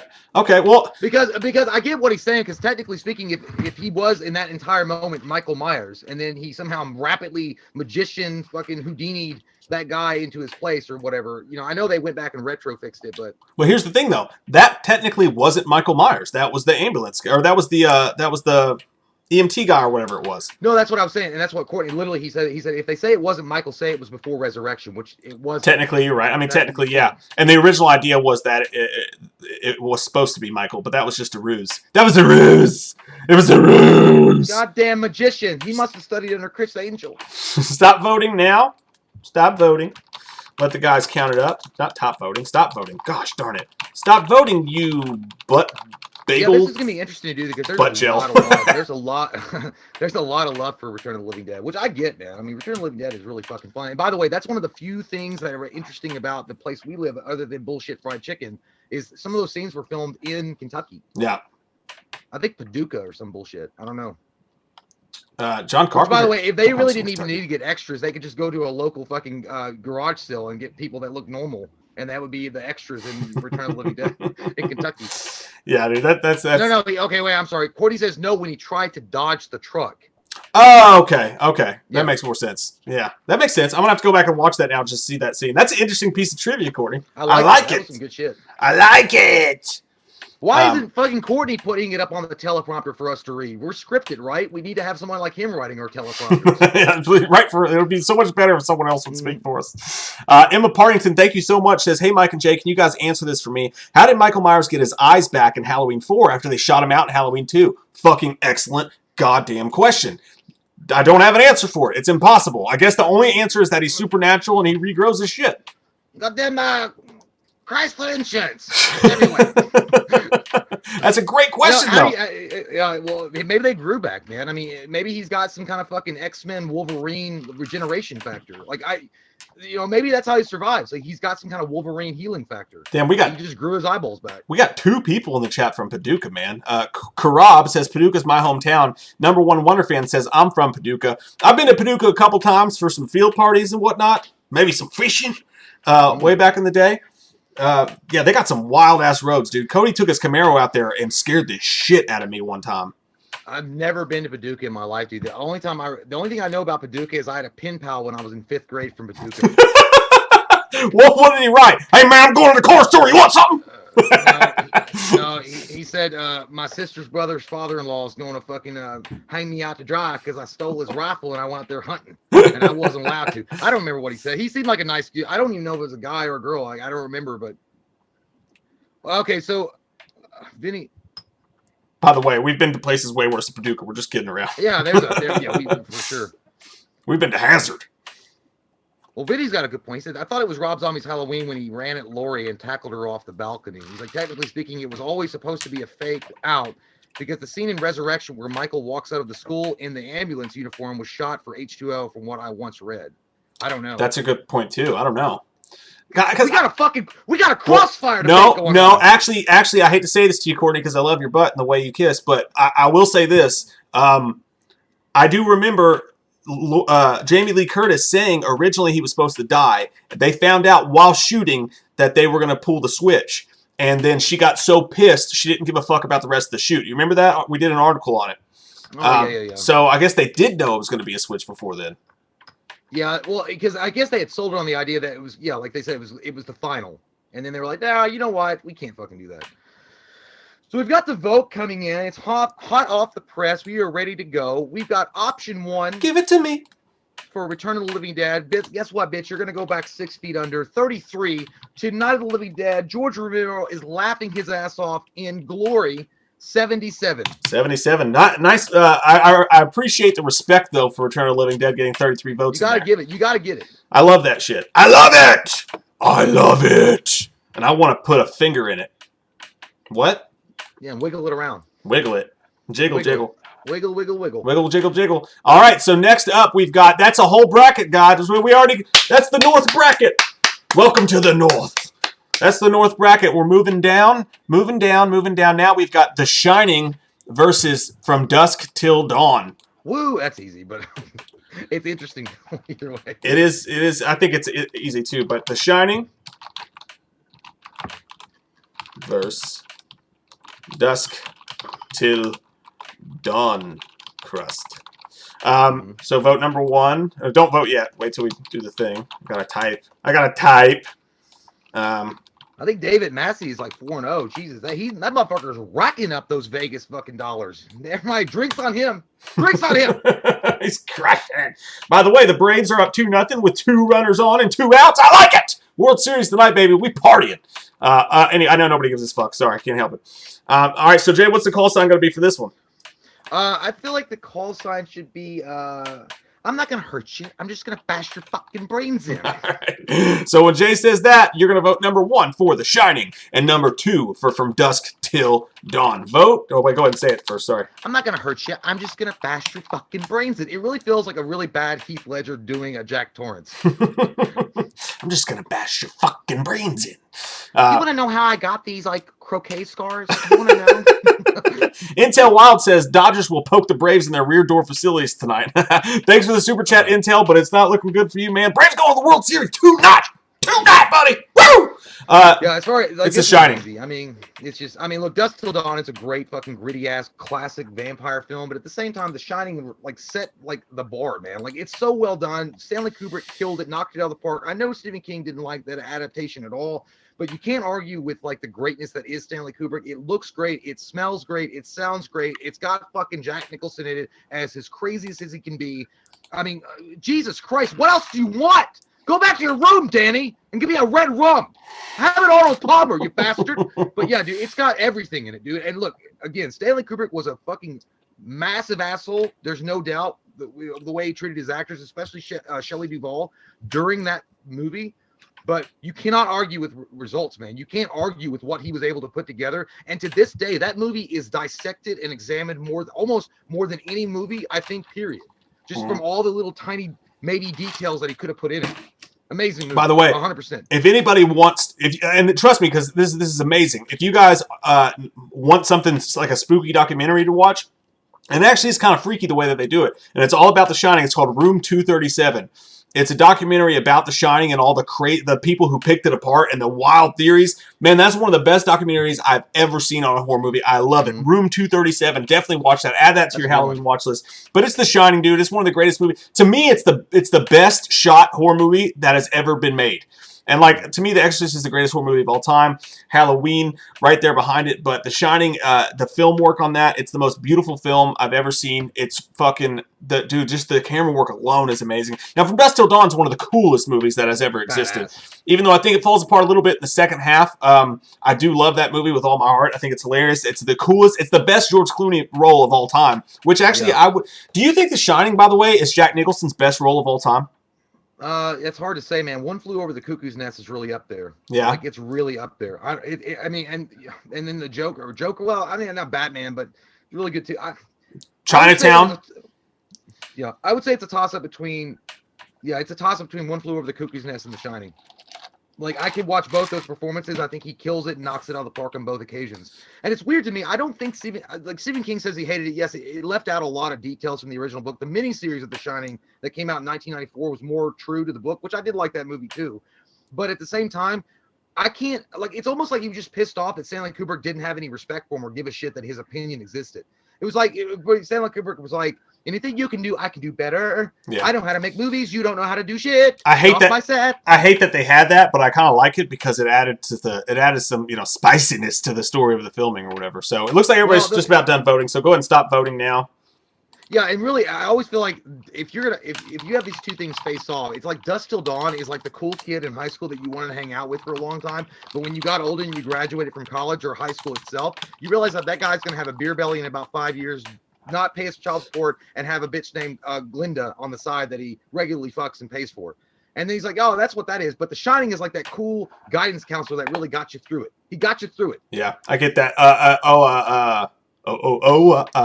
Carrie Crownless says, I love the Witches of Eastwick. Don't come for me, LOL. No, I don't. He was fucking really good in that movie. And I actually think, even though the movie's not beloved, I thought he was amazing in Wolf, dude. I thought he was so good in that movie. Like his acting performance. And of course, The Departed, he was amazing. Yeah, I was going to say The Departed, he's really good in that too. By the way, Courtney does says, my bad. The fastest movie Michael ever performed was Halloween Resurrections from theater to home video. Absolutely correct.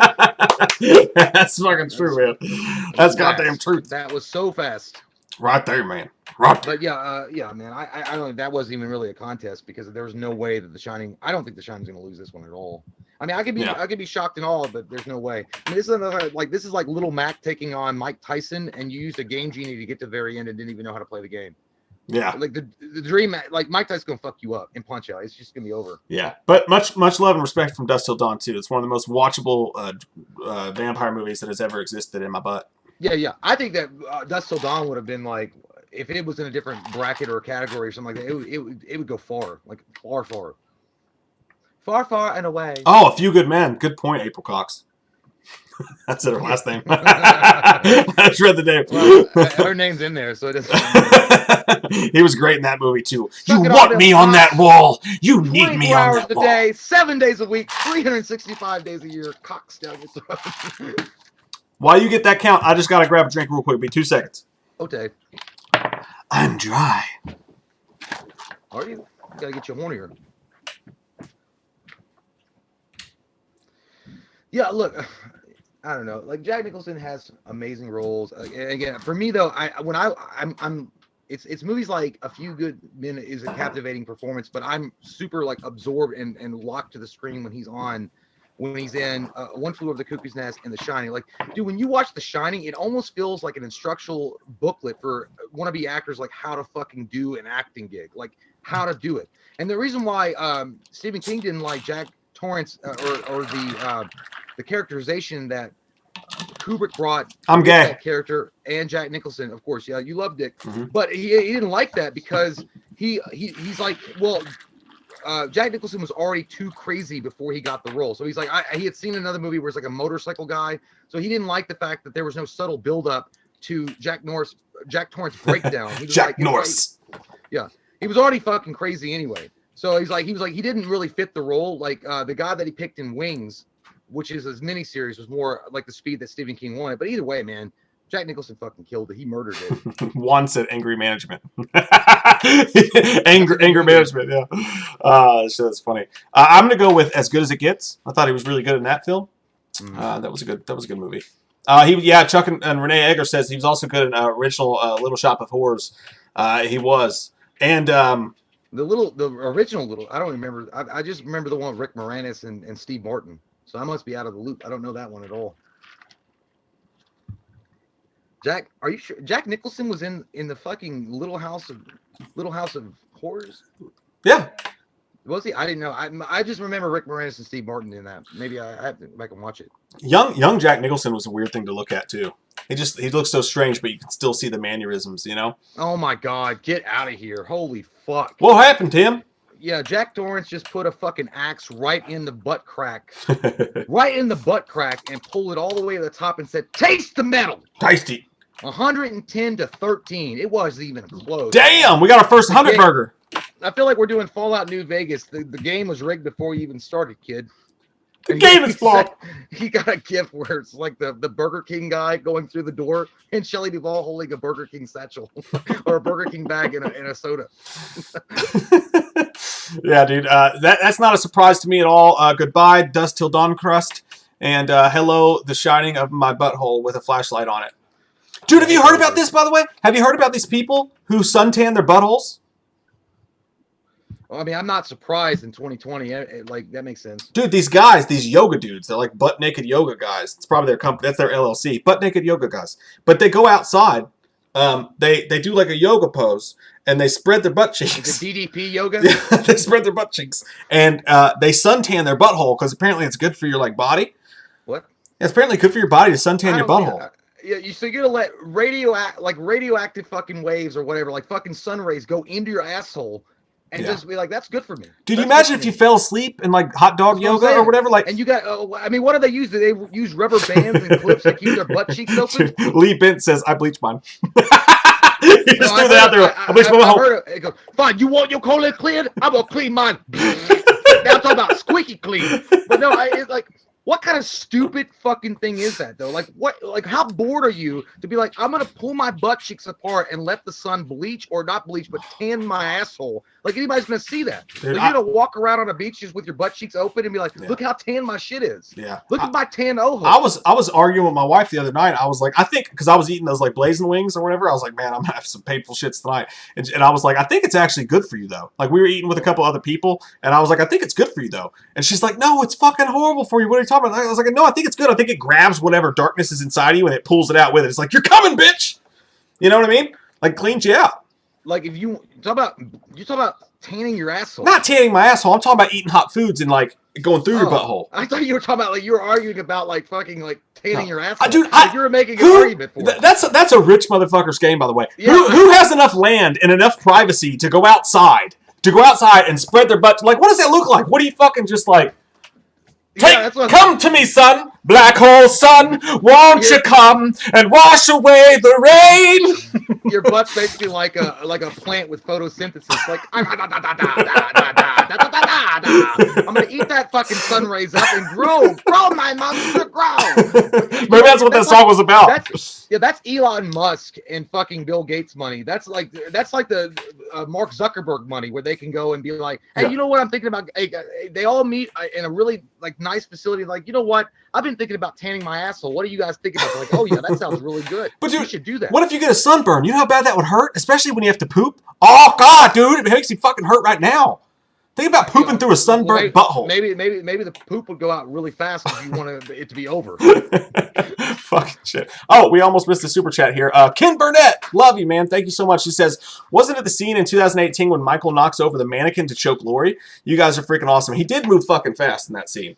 Well, yeah, it was Courtney. Yeah, like don't take it out with us. Courtney's got it. Like he's talking about where he moves out of the way of the car, but in H2O.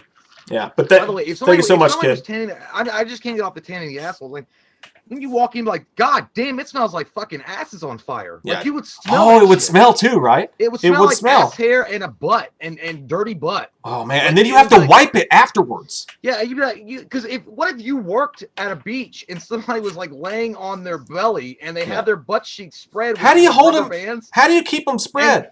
You like I just said, rubber bands and put them in the fucking sand. You break a pencil in half and just shove it between them. It just like you just have a bunch of rubber bands keeping your cheeks open. It's just like I don't know. Oh my god! It's like oh god, it smells like burnt ass in here again. Yeah, but then you just get the tan like of the pencil, like just the white line, like one light line going like you. I don't know. Anyways, that's so elitist. That's so fucking elitist that it insults my ears. It's like, hey, what'd you do last night for $100,000? Oh, I fucking suntanned my asshole right after I bleached it. I don't get it, and that would smell like when the sun burnt upon it. It would be when it burnt upon. It would stink. By the way, nobody in their life when they've dated somebody be like, by the way, he may not have a great personality, but his asshole is tanned.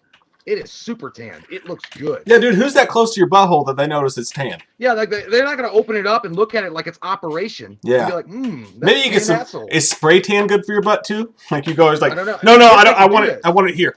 They're gonna have that wipe on tan eventually. Oh my god! Wipe it on. I don't understand it. And dude, you know if you're that deep into like yoga and stuff that you're gonna spread your butt cheeks for the sun. I spread my butt cheeks for the sun, Khalil. Yeah. But if you're gonna do that, you know this is a motherfucker that eats like pure kale shakes and shit like that. So you know he constantly has doo-doo britches. I mean, he's constantly got to poop. It's like straight fucking grass. Yeah, Courtney says, I guess the sun does shine there. That's true. Because people always say, stick it where the sun don't shine. Oh, man. Well, I guess it's shining. Skill says, Chafing Bungholes. Good name for a punk band. We are the Chafing Bungholes. All right. Oh. All right, that's enough about buttholes. For now. Catch me outside. But with your butthole spread. Yeah, man. Next up, we got Final Destination versus Child's Play. Ooh, God, I know where I want to go. I know where I want to go too. Yeah. This is gonna be tough though. I don't know if we're gonna win this one. So, Final Destination versus Child's Play. Hey man, you been suntanning your butthole or what? Destination vote number 2 for Child's Play. All right, so when I give the call sign, which is going to be, I'm thinking about this one for a second here. What does he say? All right, when I give the call sign, which is going to be, spread your butt cheeks toward the sun and scream, give me the power, I beg of you. You're going to vote number 1 for Final Destination, or you're going to vote number 2 for Child's Play. Are you ready? Spread your butt cheeks towards the sun and scream, give me the power, I beg of you. Vote now. Yeah, that sounds like Kal-El's having a bad fucking day. If Superman can't get no more power, he's like, give me the power. Sun, butt fuck me, please. Hey, sun in the sky, can you please butt fuck me? Oh man! All right, so dude, I'm gonna go Final Destination. I just am. I don't like Child's Play that much, and I feel like Final Destination's gonna be underrepresented here. I know that everybody loves Chucky and Child's Play. I don't want to do it. I don't want to vote for Child's Play, so I'm gonna vote Final Destination. Fucking sue me. I'm gonna do the same. I'm just gonna say I go with it, and I want Final Destination to win. I like it better than Child's Play. I could watch that movie 100 million times more than I could watch Child's Play. Even though Child's Play is great, it's well acted. Brad Dourif is a fucking god as far as it's concerned with Chucky. He's a great actor, regardless. But I just cannot watch that fucking movie ever goddamn again after we had that goddamn fucking. We watched all of them. I can't do it. I can't do it. Fuck it, we'll do it live. I gotta go with Final Destination, but I feel like I'm gonna go with Final Destination. I'm gonna leave you holding the bag, and I'm gonna duck out. I'm like, yeah, me too. And then I'm gonna duck out. Yeah, we both in agreement on that. Although I think we're gonna lose this one. Carlos Herrera, thank you so much. He says, "Can Jay do an impression of Slender Man catching Pee Wee Herman playing with himself in the movie theater?" Okay, that's a weird one. Thanks, Carlos. Me can't. First off. This is the wrong movie. This is a pornography movie. Me shouldn't be in here. What happened? They mixed up. Whoa! What you got? What you doing, Chad? You got your wiener in your hands. You got to put that back inside your satchel bag. Do not have that out in public. What you do? Me know your name is Pee Wee Herman, but you don't have to show you Pee Wee to all the people. You is child star. Stop doing that. Put that way. You know what you feel? Put that way. Police gonna come here and put you in handcuffs. You wanna go jail? You know why they gonna go jail? Cause you had your wiener out in public. We know it's a pornography movie on the big screen, and sometimes you get a tit pole in your pants, but you can't take it out in wackadoo. What you doing? Put it away, Pee Wee Herman. What you doing?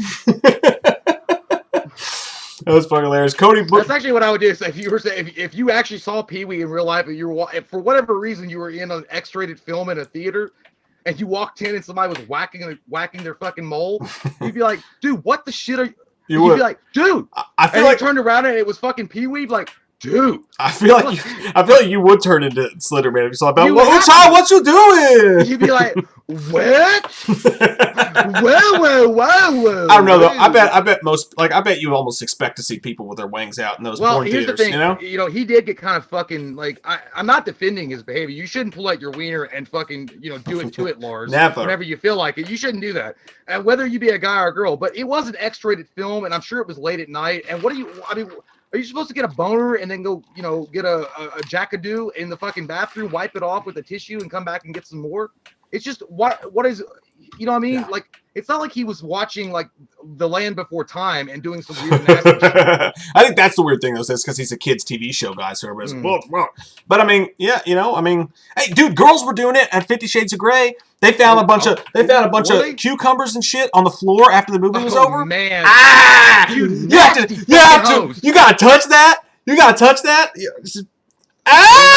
If I worked in that fucking theater, it'd be my last goddamn day. Because like, you fucking dirty hookers coming up in here because Channing Tatum hey, look, Tater Tot took his shirt off and you see some abs and you're gonna get wild. That was not Magic Mike, but 50 Shades of Grey. Yeah. I'm sorry. Yeah. Okay. Well, Tater Tots could have been in that too. But either way, yeah. What if it was a dude though and he just put a cucumber up his butt? Like, you don't know. So some dude like hooks you up to chains and spanks you on the ass, and you're gonna do some nasty shit to your kahooha? Are you serious? God, you heathen. It wasn't even that hot of a movie, you know what I mean? Cody Buchanan, thanks so much, man. It says Child's Play is my first horror movie I saw as a kid. That's good, because, as a kid, you could probably get out of that situation. Like, literally, even as a kid, you could just beat the shit out of Chucky. That's why it doesn't scare me. Just fucking punt that bitch. Like JK. Simmons. No, JK, it's a Packers punter. I don't know what I'm talking about. Anyways. Look, the dull thing, look, Puppet Master, Child's Play, even Annabelle, to a lot of extent. The clown from Poltergeist, I never gave a fuck.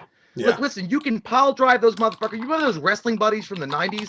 Like when you get Macho Man, Ultimate Warrior, Hulk Hogan, wrestling buddies? Oh, you just fuck those things around, throw them around. Exactly. Yeah, that's all they are. They're wrestling buddies. You can fuck them up and throw them away. Like, it's no big deal. Don't worry about it. Precisely. And but I always said, I don't know, if they were trying to make it seem where Chucky had a man's strength, like if he had the strength of a man, I don't know. Did they explain that? I don't know. Maybe they did. I think technically he did. I think technically he did. Yeah, But still, he still doesn't scare me. Like even if he has the strength of a man, that's like fighting a man that's this tall. Like, I mean, you know what I'm saying? I don't know. Yeah. I mean, he couldn't even run that fast. Like as he was running, it was basically setting you up for a perfect kickball kick. Yeah, dude, those wrestling buddies. Those wrestling buddies were fucking hilarious, though. I'm glad you brought that. They always stand like this. Their arms are just like it'd be like the Undertaker's cartoon face. Cody and we had Hulk Hogan and we had I think we had Randy Savage, but I don't think we had Ultimate Warrior. I had Stone Cold. I thought they only made them. I only thought they made them in the '90s, and then I think I saw that they had them still because people just were like, "Well, these are wrestling buddies. Like, we can't promote like little kids wrestling. This is enough." So they stopped making them. Oh shit! That's half the viewers of it is little kids. You know what I mean? No, I know. I'm not saying I know, but I'm just. Oh, here we go. We got the votes coming in. Fucking shit! It comes out of nowhere sometimes. Show me how you do that trick. Okay, Courtney. Oh yeah. Courtney sent me a nice little picture. He said, "When does she sleep?" And the flash goes off because you take and picks it for debit cards, and it looks like a Chucky face going. 38-60. Oh man. 38-60. Not surprising. Chucky wins. Chucky beats out Final Destination. Goodbye, Devin Sawa. Devin Sawa gets his final destination. So, Charles, you want to take a quick pee-pee? Yeah. It's pee-pee time, everybody. I always, when you say pee-pee time, I always feel like Look Who's Talking. It's like, give me that pee-pee. He go and pee-pee. He go and pee-pee. We gotta get that in the toilet. In the toilet. There's gonna be bubbles. There's gonna be bubbles. We're gonna flush it. We're gonna flush it. Now put the seat down. Huh. Oh, Dave, I was getting into that. Was some kids' ball. Hooking me up. I might poop now. I might take a shit. Oh, shit. Well, how's everyone doing tonight? Jamie, what's up, man? Thank you so much. Can Loomis and Leatherface give a highlights of 2020 to someone waking up from a coma? That's funny as fuck. Loomis and Leatherface give highlights of 2020 to someone waking up from a coma. All right, we'll do that when Jay gets back, dude. Because, yeah, we got to. We got to. That's too good. That's too fucking funny. If this super chat disappears before he gets back, someone will remind me exactly what the fuck it said, because that'll be fun. That'll be a good time, Jim. Mark Dorman, thank you so much. Says, we have failed Tony Todd tonight. That is all. Great fucking point. Tony Todd went down twice. Twice! Twice! Twice. Yeah, Child's Play won that shit. Not surprising. Not surprising. But what are you going to do? I love hanging out with you too, Mike. That's why our name's Mike's. Yeah, I'm all alone, David. I was all by myself. No one was looking. I was thinking of you. It's a good Green Day song right there.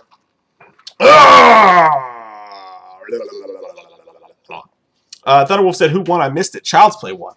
Child's Play won. Let's do a quick recap of what's going on tonight before we get ready for the next steps in your butthole. So far, hey, who's in the kitchen? Oh, it's you. Hi. Just you. We're safe, everyone. 7 beat Hellraiser. No, fuck me in the asshole with the chopstick. Hellraiser beat 7. Friday the 13th beat Candyman. So next week we should have a 7 versus Friday the 13th. Or fucking Hellraiser versus Friday the 13th. Carrie beat Get Out. Night of the Living Dead beat Return of the Living Dead. So next week we'll have Carrie versus Night of the Living Dead. The Shining beat From Dusk Till Dawn. And Child's Play is beating Final Destination. Our next vote's going to be an American Werewolf in London versus Halloween.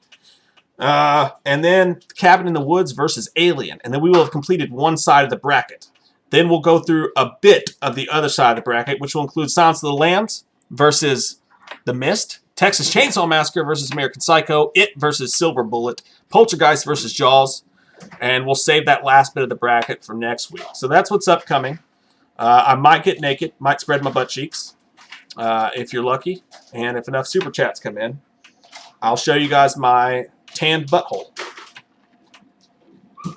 Don't question it. You missed the conversation. What? I'm going to tan my butthole. Don't worry about it.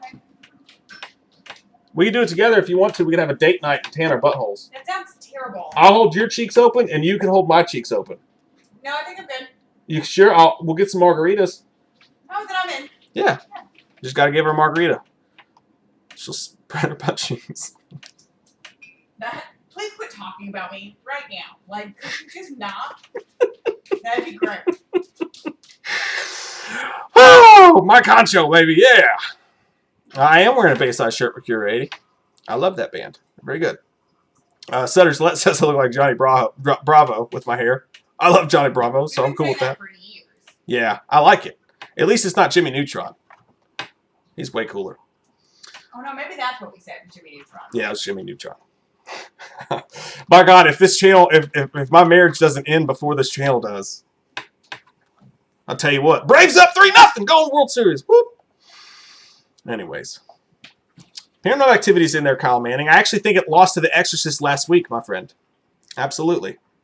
Hey, do you guys want us to do a live stream of us tanning our buttholes? Oh, I'm always in the doghouse, David. It's where I live. You are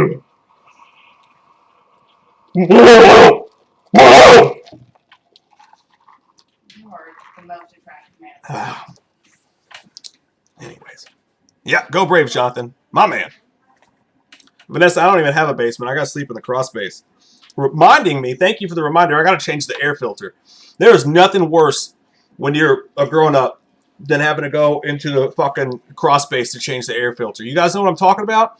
You got to go in there. There's spiders. There could be snakes. It's dark. It's scary as hell. I feel like Kevin McAllister in Home Alone going downstairs where that heater is, man. That is some scary shit. I hate doing it. But I know as a man, it's my job. But I don't want to. That's why after this marriage, I'm going to marry a guy. Like a big, butch guy who can just so I don't have to go in the cross space anymore. Shit, I spilled my apple juice. In the hall. Please tell Mom this is not her fault. What'd she do? All right, I'll be right back, man. Spread your butt cheeks. Okay. I'm going to get that shit tan nice. A nice brown eye. For real. It's a real brown eye then. It's all tanned and shit. Damn.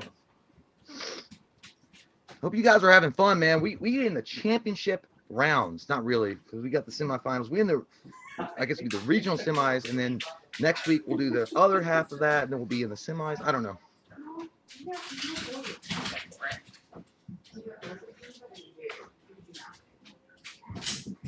Damn. I don't know what Mike was singing. I know he was singing Blink-182. It's that time. I don't know what happened. Where's Scream in the bracket, dude? I don't know. I have no idea. I didn't.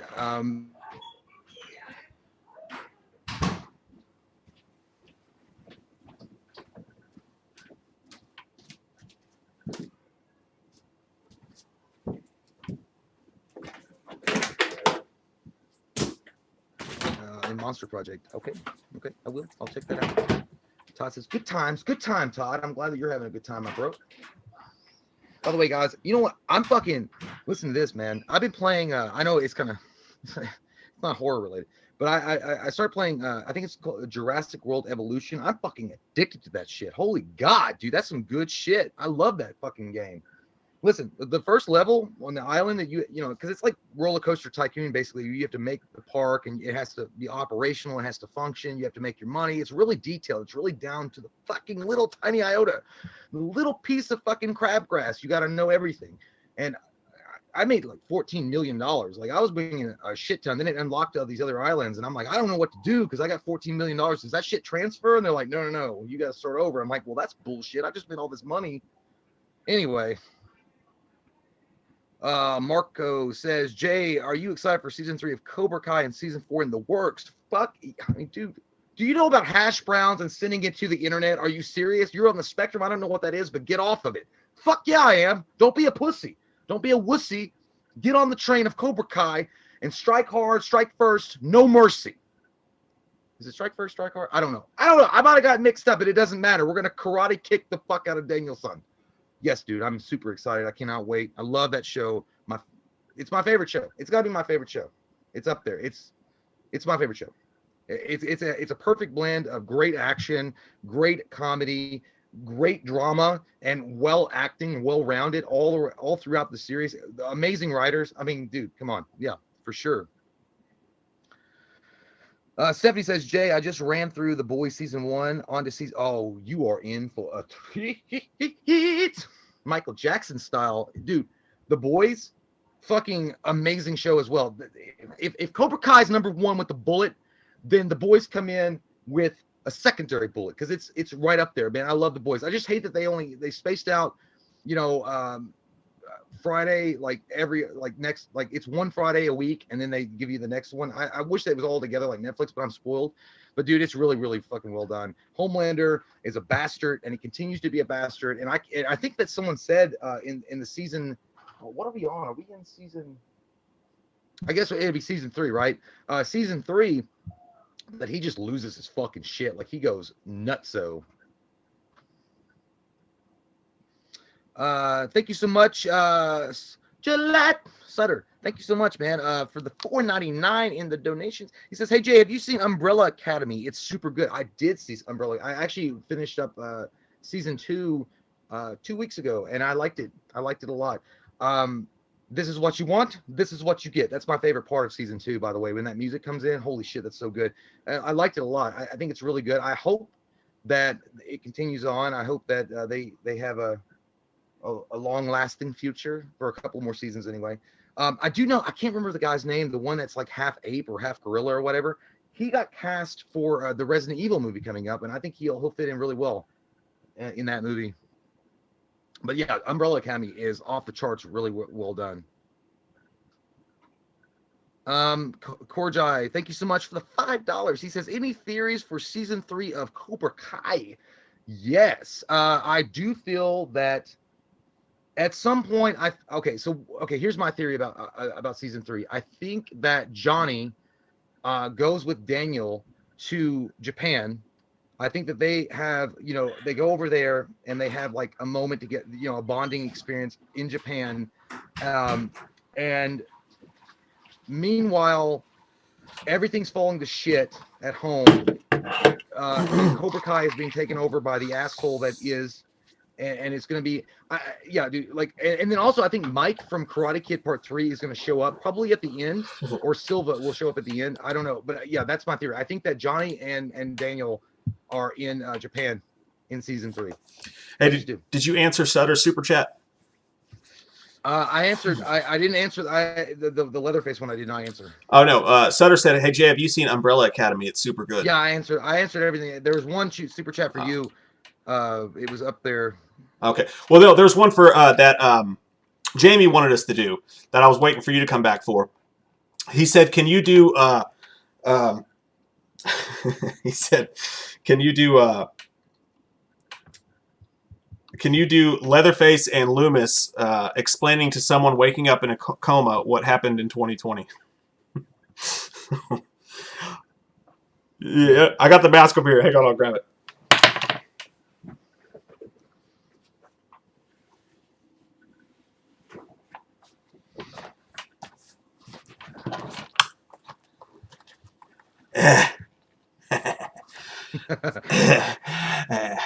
Hey, your Tinder picture doesn't look like this. Well, all right. So someone's waking up in 2020 from a coma and they don't understand anything that's happened. So, well, the first thing that happened is I'll tell you what, this goddamn code came over from I won't say where it came over from some, somewhere. They were doing shit they probably wasn't supposed to be doing. It came over here. We got off. They said, you don't have it. It'll be gone by April. And then we sat there at Easter and we ate our chicken nuggets and we thought everything's going to be all right. And then it got here and we had to close down everything, okay? I couldn't go to the fucking meat shop. I couldn't go to the fucking barber shop. My shit got long as fuck. Everybody's got long as fuck. Our kids couldn't go to fucking school. I couldn't find no kids to fucking eat. And if I could eat them, I was scared to get COVID. So I had to take all the dead bodies and I had to wash them down with some bleach wipes. You know what I mean? Yeah. Thank you for your great explanation. And by the way, you've always been ugly. 2020 was no different. Your hair's long. You look like shit. Anyway, welcome back to the land of the living. While here, you've been in a coma, I guess.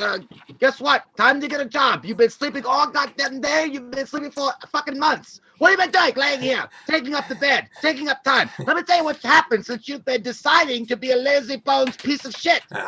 Well, there's a virus raging, and it's killing people. But on top of that, We've also got 2 dumb shits running for president. I can't believe either one of them are qualified to run a popsicle stand, but they are in control of the goddamn DC of Washington. Yeah. I'd rather have Jason and Michael running. At least either one of them, they don't talk, and they follow goddamn instructions. One from Mother, and the other from Senheim. Yeah. Anyway, I can't. this is the 2020 that you live. Shut the fuck up. I can't. This Hey, is mate. Hey, 2020 look. You better show me some. Hey, I ain't gonna send you no more pickled peppers if you don't fucking talk to me with some goddamn respect, bro. I will come over here and I will go fuck the shit out you now. You want that? You want that smoke, Dr. Poo Poo? Put those in your dirty, jacked up mouth that looks like goddamn Courtney Love's vagina, and I'll make you choke on them. Let me tell you something. Let me tell you something. Let me tell you something, boy. I will come over there. I will come over there. I will take that goddamn clipboard out your fucking hands. Let me tell you something. Let me tell you something about Michael Myers, okay? I'm waiting because Jesus Christ, the time that it takes for you to speak a sentence, fucking people have left. Now, hear me out here, Taco Bean. Let me tell you something. Taco Bean. I say that. What? What? You look like a. I can't hear you say nothing. God damn. Shut up. It looks like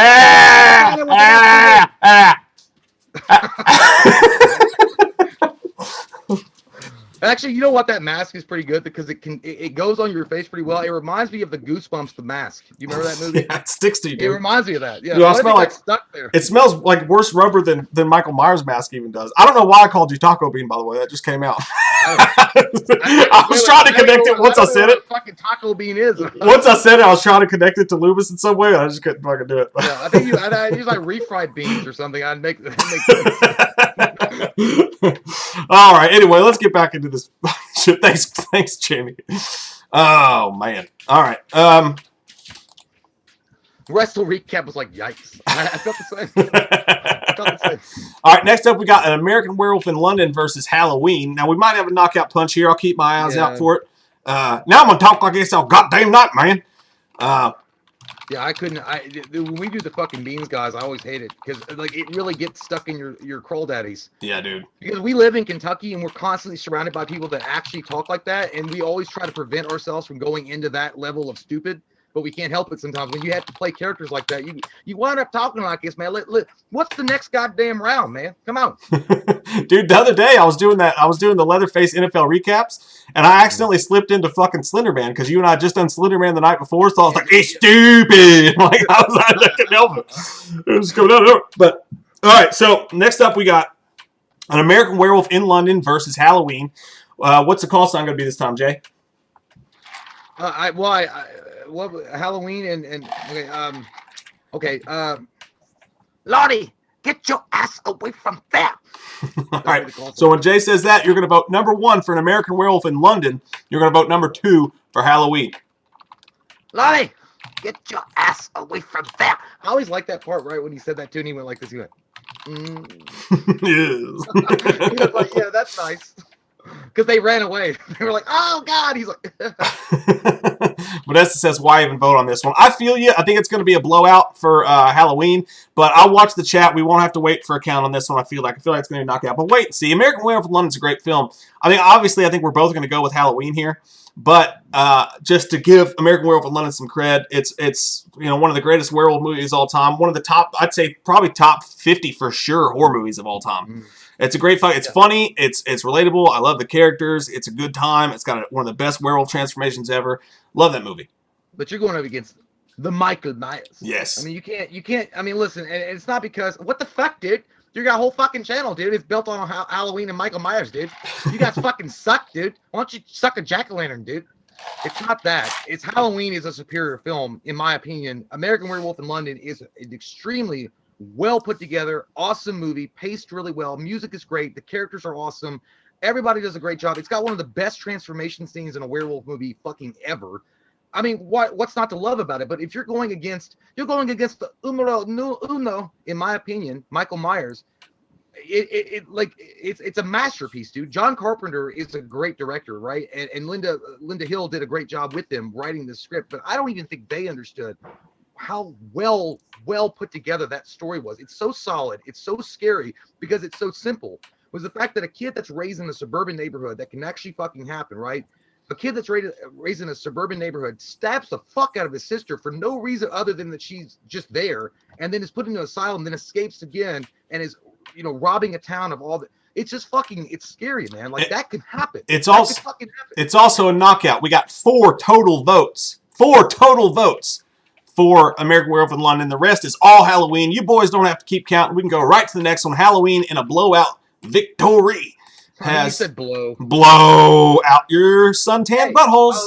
Johnny Depp, Blow. It's a great movie. It is a good movie. I like that movie a lot. So nobody has to keep voting for that one. That shit is over. Halloween wins by a landslide. Not a surprise. Not a shocker. Next up, though, we got Cabin in the Woods versus Alien. Now, get out of here. Get out of here. Yeah, we might have another blowout here, but I do love Cabin in the Woods. So we'll see. Cabin in the Woods versus Alien. Let's see. Cabin in the Woods. Cabin in the Woods versus Alien. When I say no one in space can hear you, cream jeans, you're going to vote number 1 for Cabin in the Woods, or you're going to vote number 2 for Alien. Are you ready? No one in space can hear you, cream jeans. Vote now.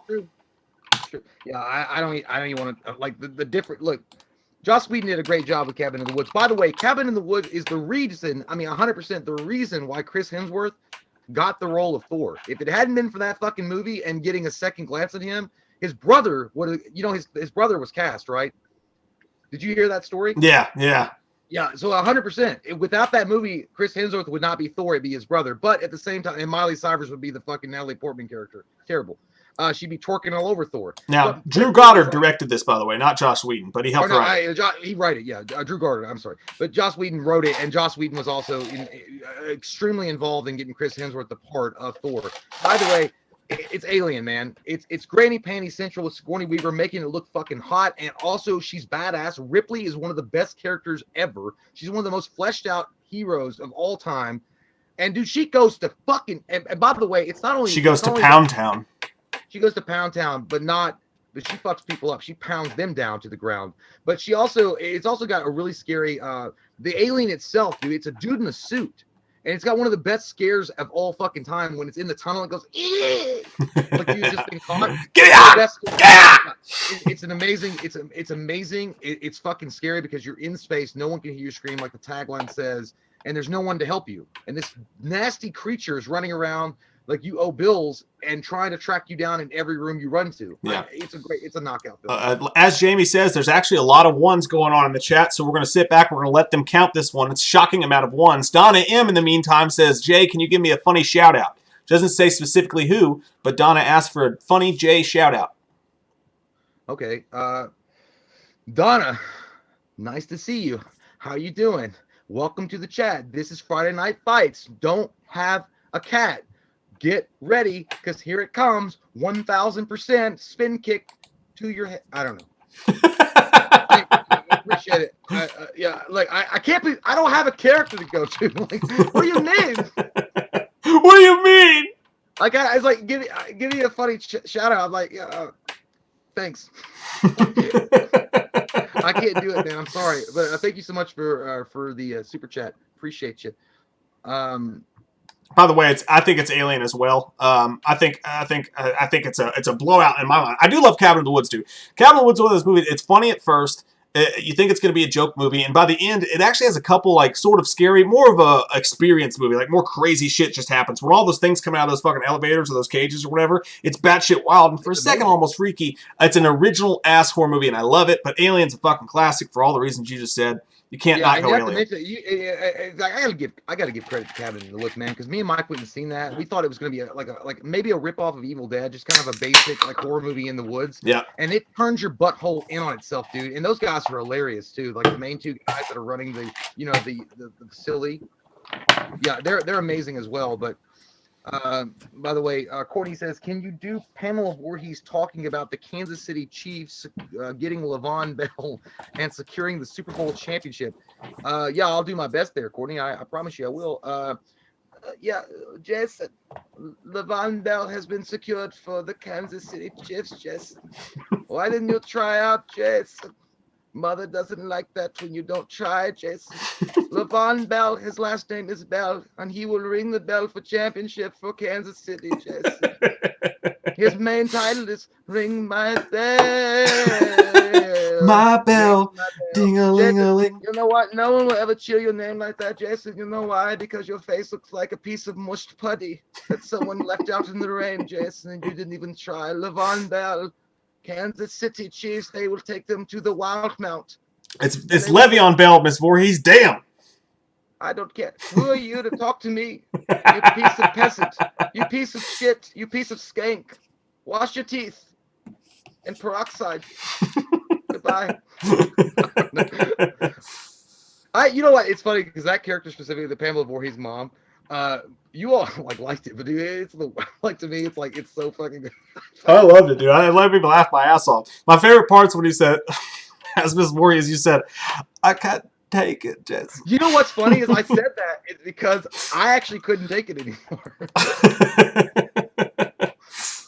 Yeah, okay, so Alien's gonna win this one. I mean, I know that Courtney and Vinny and Vanessa and everyone's gonna get mad at us at the voters union, but we're gonna have to call it. Well, they're still counting. Apparently, there's a lot of ones. So by now they should almost have a count anyways. But there was a lot of ones. So surprisingly, where the fuck did where are you guys leaving for? We've got people leaving. Oh damn, it was closer than I thought, dude. Holy shit. Going. What was the vote? Holy shit, dude. Well, Alien wins this one. Alien comes in and snatches that bitch up real quick, but 30-56. So I mean, it's not like a super close game, but it was closer than I thought. Yeah, it was a vote, man. That's why we let it count. 30 votes for Cabin in the Woods, a much beloved movie, and rightfully so. Cabin Fever is a badass movie, by the way, as well. The original Cabin Fever, love that one. But shave your legs, get out of here, dude. You know what this means, though? You know what this means? What happens? This means next week, dude, we're gonna have Alien versus Halloween. Oh, you know what? I think somebody did. I think somebody called that. They were like, oh, yeah, it sucks because I know that Alien will probably face off against Halloween, and it sucks because Alien is such a dynamic movie, it's probably going to lose. Yeah. But who knows, man? If you guys show up and you love Alien, you love that Alien shit, you come on and drop an egg in fucking Michael Myers' mouth and have it burst through his fucking stomach. Get inside, you want that movie to win, do it. Part of me almost hopes Alien will win just so people can't be like, it's a Halloween channel. You know Halloween's going to win. No. You know what? Honestly, out of those, I'm not going to say it right now. But it's going to be interesting, man. Next week is going to be fucking interesting. All right, guys. 4 votes left. That's all we got left is 4 votes. Next up, we got Silence of the Lamb. Silence of the Lambs versus The Mist. Ooh.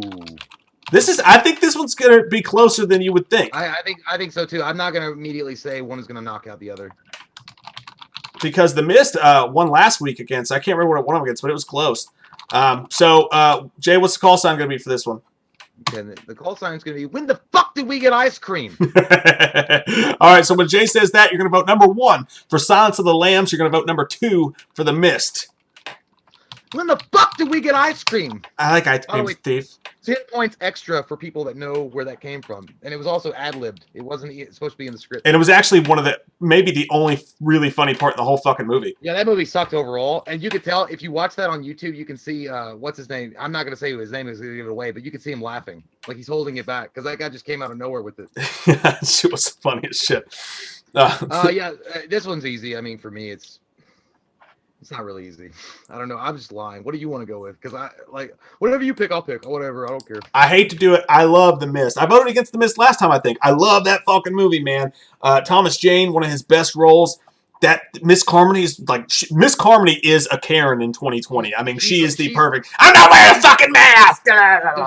She's like the Karen queen. She's like the alien queen of Karen. Jesus' blood will protect me from the COVID. You know, she's so perfect for this. But I think that Silence of the Lambs. Faith over fear. Yeah, faith over fear. You know about that. Yeah, I guess all the children who have died, you know, they didn't believe in God enough, right? Oh my God. Anyways, apart from that, though, I got to go Silence of the Lambs here. It's too classic. You got the birth of Hannibal in the films, even though I know Manhunter came first.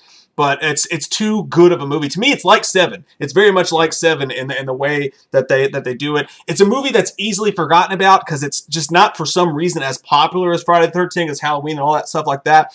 But man, every single time I watch that movie with Buffalo Bill, all that shit, every time I watch it, man, I go, fuck, I forgot how great this movie was. I gotta go Silence of the Lambs, but it is close.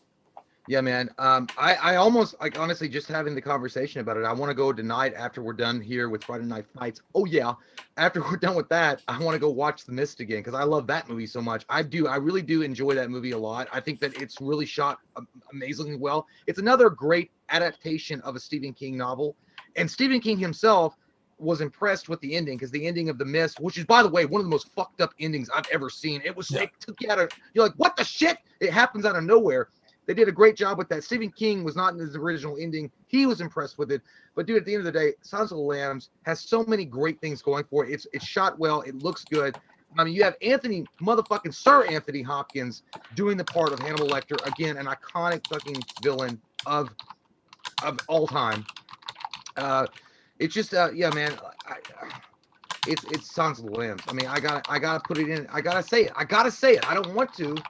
But I gotta say it. Like overall, if you put the films together and you're like, which one's honestly you're better, it's that one. Yeah, I agree with you. Don't speak to me, Lamb. Don't speak. Brittany Bush, thank you so much. You are fucking amazing. You're the best. Thank you so much. Really, really appreciate that. She says, hey guys, I just want to stop by and give you all my support. Being a Walgreens manager, having to sell condoms to these weirdos late at night is how I'm living. Love you guys. Glad I caught you on my break. We are too, and Jay knows all about that. So much, dude. Oh yeah, I used to work at CVS, man, and it's the weirdest thing. I used to work in the pharmacy section, and like people, they this one, not all the time, but the guy would come in and he would go around the condoms and he would give me that cock eye, like I'm now looking at you, and he would just walk around at 20 seconds. Is that when he slaps you in the eye with his cock? What? Cock eye? Oh, yeah, right in the eye! Ah! Yeah, that that crazy guy on break, he fucking got me. But no, yeah, he would just walk around and give me the cock eye. The look, Batwing bitch. I'm gonna buy this. I'm not gonna buy this. I'm gonna buy this. And then he would always bring up something that was way fucking bigger than he should, and he'd like throw it out, and he'd be like, but he would always put like something stupid. He put like a pack of certs and like a fucking like neck pillow. Like I know, I was like, he's like, dude, you're just buying condoms. It's okay. Just fucking tell me you want it. It's okay. I'm not gonna, I don't give a shit. You don't have to put something else up here to make me not be like, I'm not gonna be like, are you fucking tonight? You know what the worst thing to do, dude? The best thing you could do, man, is if someone came up to you to buy condoms late at night, and you just picked up the pack and you scanned it, and he leaned over the counter and got next to his ear, he'd be like, "Can I use these on you? Can I use these on you tonight? I'll get off at 9. I'll take you to Taco Tico." That's called unemployment line and a police report. Right away, back to back. If you're going for the back to back. Put my wiener in your face. Taco it was always Tico. Weird because there was a guy that came in sometimes and he'd come in with this skanky ass fucking Courtney Love looking woman, bitch, nasty fucking person. And they'd hang out and they have no shoes on when they walk in the store. And the guy had shoes on, but he was all nasty and he smelled like pee. And he put a Jack Daniels bottle. It wasn't Jack Daniels. It was some shitty ass, cheap ass whiskey. And he'd have some condoms and he'd have something else. He'd be like, "Looks like I'm getting lucky tonight in the truck, huh?" I'm like, "Woo!" I'm gonna get me them lot lizards, boy. Heow! I was like, "Sir, you want some Swisher Sweets?" it was the most awkward thing. It's like, listen, you don't owe me an explanation. I don't give a shit. I'm gonna put this in the bag of you. But he felt like he needed to tell me because the woman was with him. I'm like, listen, I don't care. You pay $25 in your child support for that bitch. You don't need to tell me that. You know, it'd be funny as hell if he walked up with some dude who was like 350 pounds wearing a wife beater with like a spaghetti stain on it and like a fucking, drum hat or some shit. He was like, "Hey boy, you see that right there? That's all mine tonight. I'm gonna use every pack. I'm gonna use every condom in this pack on that butthole tonight. I'm gonna spread them, and then we're gonna go butt cheek tanning together. We're gonna tan our buttholes." If you're working in that environment, you'd be like, "Ooh-wee, I wish I could have got there sooner." She's a fine-looking lady. I'll bet she's classy too, huh? I'll bet if you get to Long John Silver, she don't eat all the shrimp at once, does she? Listen, boy, you suck that thing right tonight. I'm gonna buy you some Frito chili pies down at the Sonic. You know what? It's weird because I have a gum infection. Gum. Yeah. All right, so we got the votes coming in here. Thank God. This motherfucker just came in and slam dunked all over our face and left their dick hanging in our ear. I love it when that happens. 31 from Silence of the Lambs to 30. Get out of here. All right, you're not Clarice. You don't need to be here. I know a huge place we can go to. Huge. A massive place. I know people that love me and you don't love me, and you know why? It's because you're a loser. What was the first one? What was the first number? 30. 81 to 30. 81 to 30. Huge. Check the numbers. Check the numbers. Huge win. Huge win. Staggering. I win. Staggering numbers. Big ratings. Big ratings. I'm the most Wrong. not. All right. Wrong. What we I can't see you, so we do that shit scare me, dude.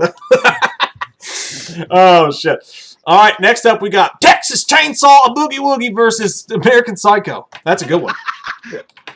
That's a real good one. I already know mine, but I mean, it's not going to be popular. I can already tell you that. The original Texas... I did that on accident, but the original Texas Chainsaw Massacre versus American Psycho. Yep. American Buttholes. Okay, let's see.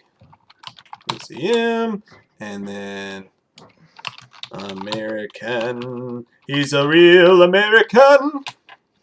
So that's a Toby Keith song. A real American, a real hero. A real bean. Proud to be an American fucking beans. I am a real American psycho. Stab you in the throat and never let go. All right, when I give my call sign, which is going to be, come on down to the titty twister, you're going to vote either number 1 for Texas Chainsaw Massacre or number 2 for American Psycho. Now, come on down to the titty twister. Vote now. Ow. Now, brown cow. Woo. Yeah, you know what? I'm going to go ahead and give mine out.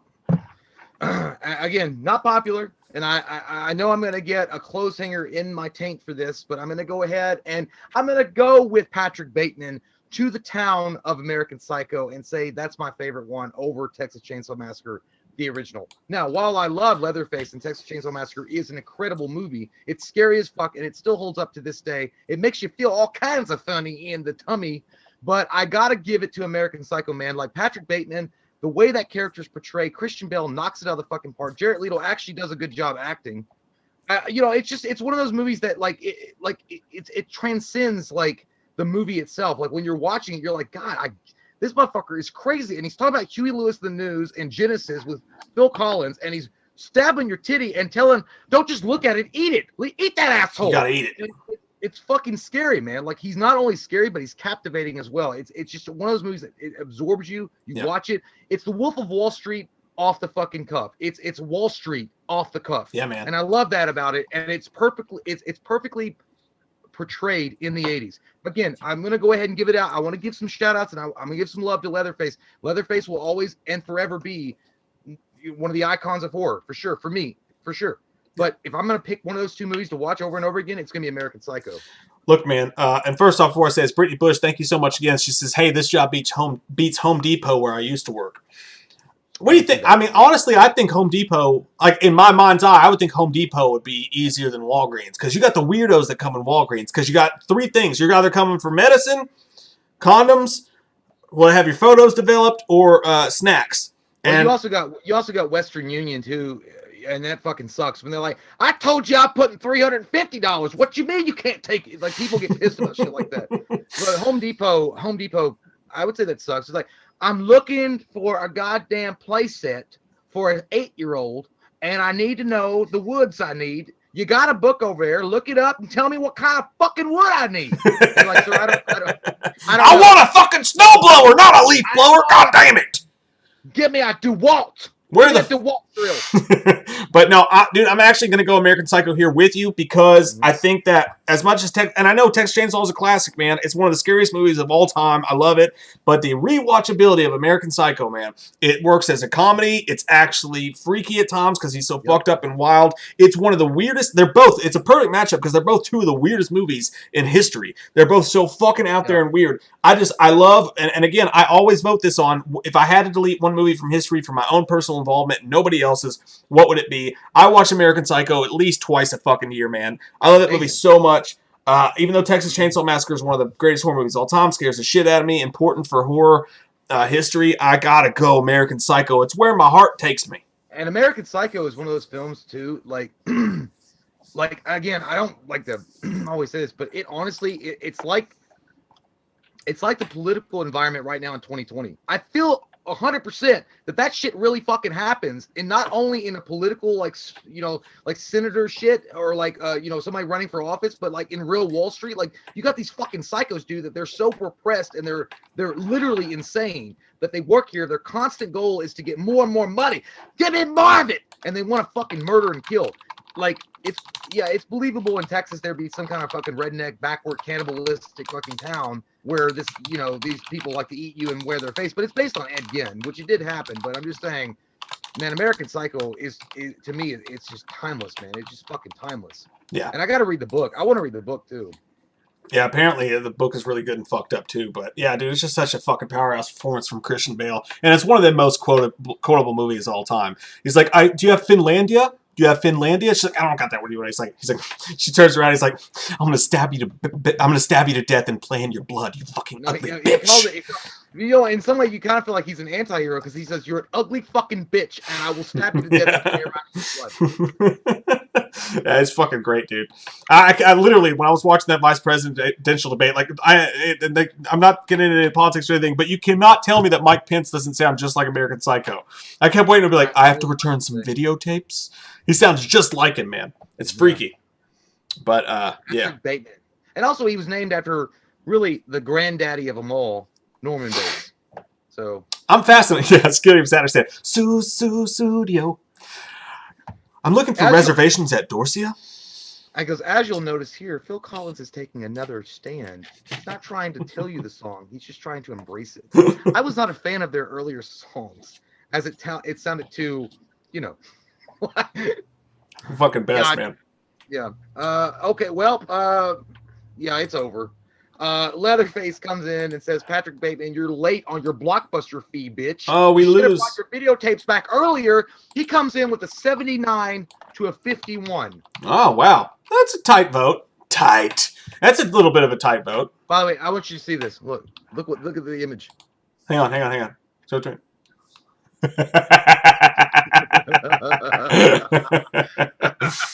That goddamn American Psycho just could not pull it off, man. Yeah, man. I gotta respect it, man. You gotta respect it. Like, I don't disagree. Leatherface, Texas Chainsaw Massacre, man. You can't not give it its props. Yeah, but I would have picked American Psycho, but that being said, I think Texas Chainsaw Massacre has every right to be there. Every right. So totally understand it. So all right, where are we at? We got all right, we got 2 more votes. You want to take a pee before we do the last 2? Well, I suppose I'm going to listen to some Genesis as I'm going to take a urination. All right, one last break before the end. 2 votes to go. You guys focus in. Y'all fucking focus in, all right? Break it down. Ready. Break it down.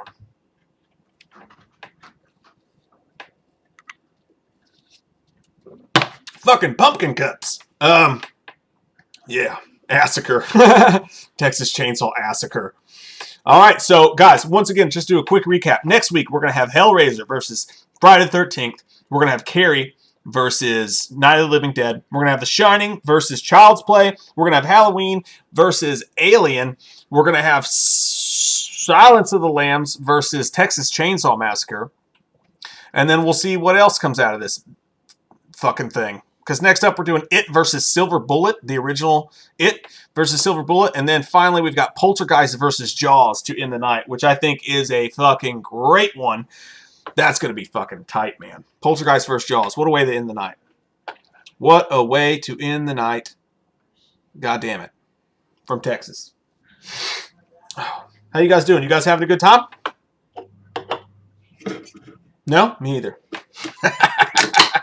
I'm kidding. Where's the chest? Jamie says, Mike, when is the Patreon for live stream since Halloween is on a Saturday? Well, my friend, let me tell you this. I'm glad you brought that up. The plan is to have a little Halloween party, man. I don't know if we're going to do it all Patreon, how we're going to do it, but at the end of the month, we're going to have a big fucking Halloween party. And if you guys don't know, on our Patreon, every month, for the top 2 tiers of the Patreon, we have a personal live stream where we play music. We do this shit. We just get way nastier and way more raunchy, and it's horrible, and you don't want to bring your kids. We do some wild shit. We do that once a month. I will have news on exactly how that's going to go down very, very soon, but it's going to be wild. It's going to be crazy, man. I think we're going to wear costumes and everything. It's going to be buck wild in the bed sheets. Awesome times. Awesome times, man. I love hanging out with you guys. I love spending Friday nights with you guys. It is the best. Jay and I are both very, very lucky to be able to do this. Very lucky you guys show up and hang out with us. It's really cool, man.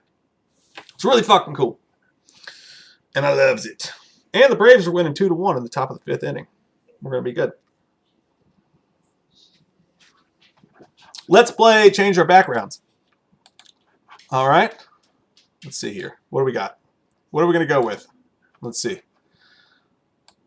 Hi, I'm in New Nightmare. Ew, stop trying to lick my ear. Hey, y'all boys peeing? I wasn't looking at your dick, man. I see a little silhouette of a man. No Stairway to Heaven. You have late fees. Welcome back to Sports Center. I'm gonna fuck you. The Amityville Horror. Green Bay Packers. Popcorn. The Curse of Michael Myers. Ah! Videotapes. Hi. How's it going? You're bigger than in your Tinder profile. That's a gigantic white dick, and most people have never said that before. It's wonderful. What's that pod hanging behind your ear? Fuck! Hey. That's a mailbox with a skull painted on it. Don't fucking come here looking for some goddamn shoes. Pumpkins! Streets. Ew! Sheets.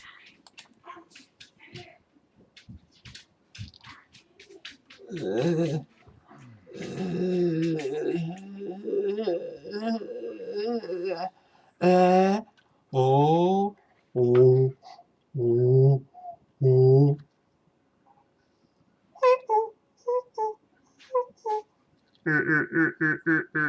Continue on. What? I didn't know you were here. Let me have that recording button. I didn't know you were here. I'm so embarrassed. Hey, Dad, do you have the camcorder? He's sucking Michael's dick. I'll be right back. Jesus Christ. Talking about how desperate we got. Who the fuck told him to suck off Michael? What? I'm not gonna lie, I was kind of fascinated by it. It was like, Oh, I see. I just spilled apple juice again on the fucking floor. You'll never see me coming, is what the fucking deer is saying to me. Ben Kingsley. It's apple juice, I mean. Marco says, Mike and Jay, would you consider doing a walkthrough for the Friday the 13th video game? To be honest, Marco, we tried. We honestly tried to do Friday the 13th. I think we went on Twitch, and it was just a fucking nightmare. It was lag city. The audio was all glitched out and fucked up. We tried, man. We did our best. I mean, we got a little bit better equipment, not amazing equipment, but, better than the Dollar General equipment we were using. So maybe possibly at some point we're going to try that. We had actually talked about doing some shit like that. So maybe. Granny's peach cheese. Get him shot in there. Oh, God. I'm going to tell you what. In that particular scene, Jesse Eisberg fucked her world up. Granny's peach tea. Drink that shit, fucker, because I'm going to blow you up. Tyler says you should stream Jurassic World Evolution. You guys don't want to watch that. Like, I mean, literally for 25 minutes, literally it was me bitching about the power. Like, I couldn't figure out how to hook up. I couldn't figure out how the goddamn substations work. The power, like, supply for the park. I'm like, what the fuck is this Looney Tunes bullshit? I can't connect this wire to that wire. What's going on? Like, who made this? Fucking goddamn David Blaine? Like, I mean, why is it so complicated? I get mad. I get fucking mad. And horror games.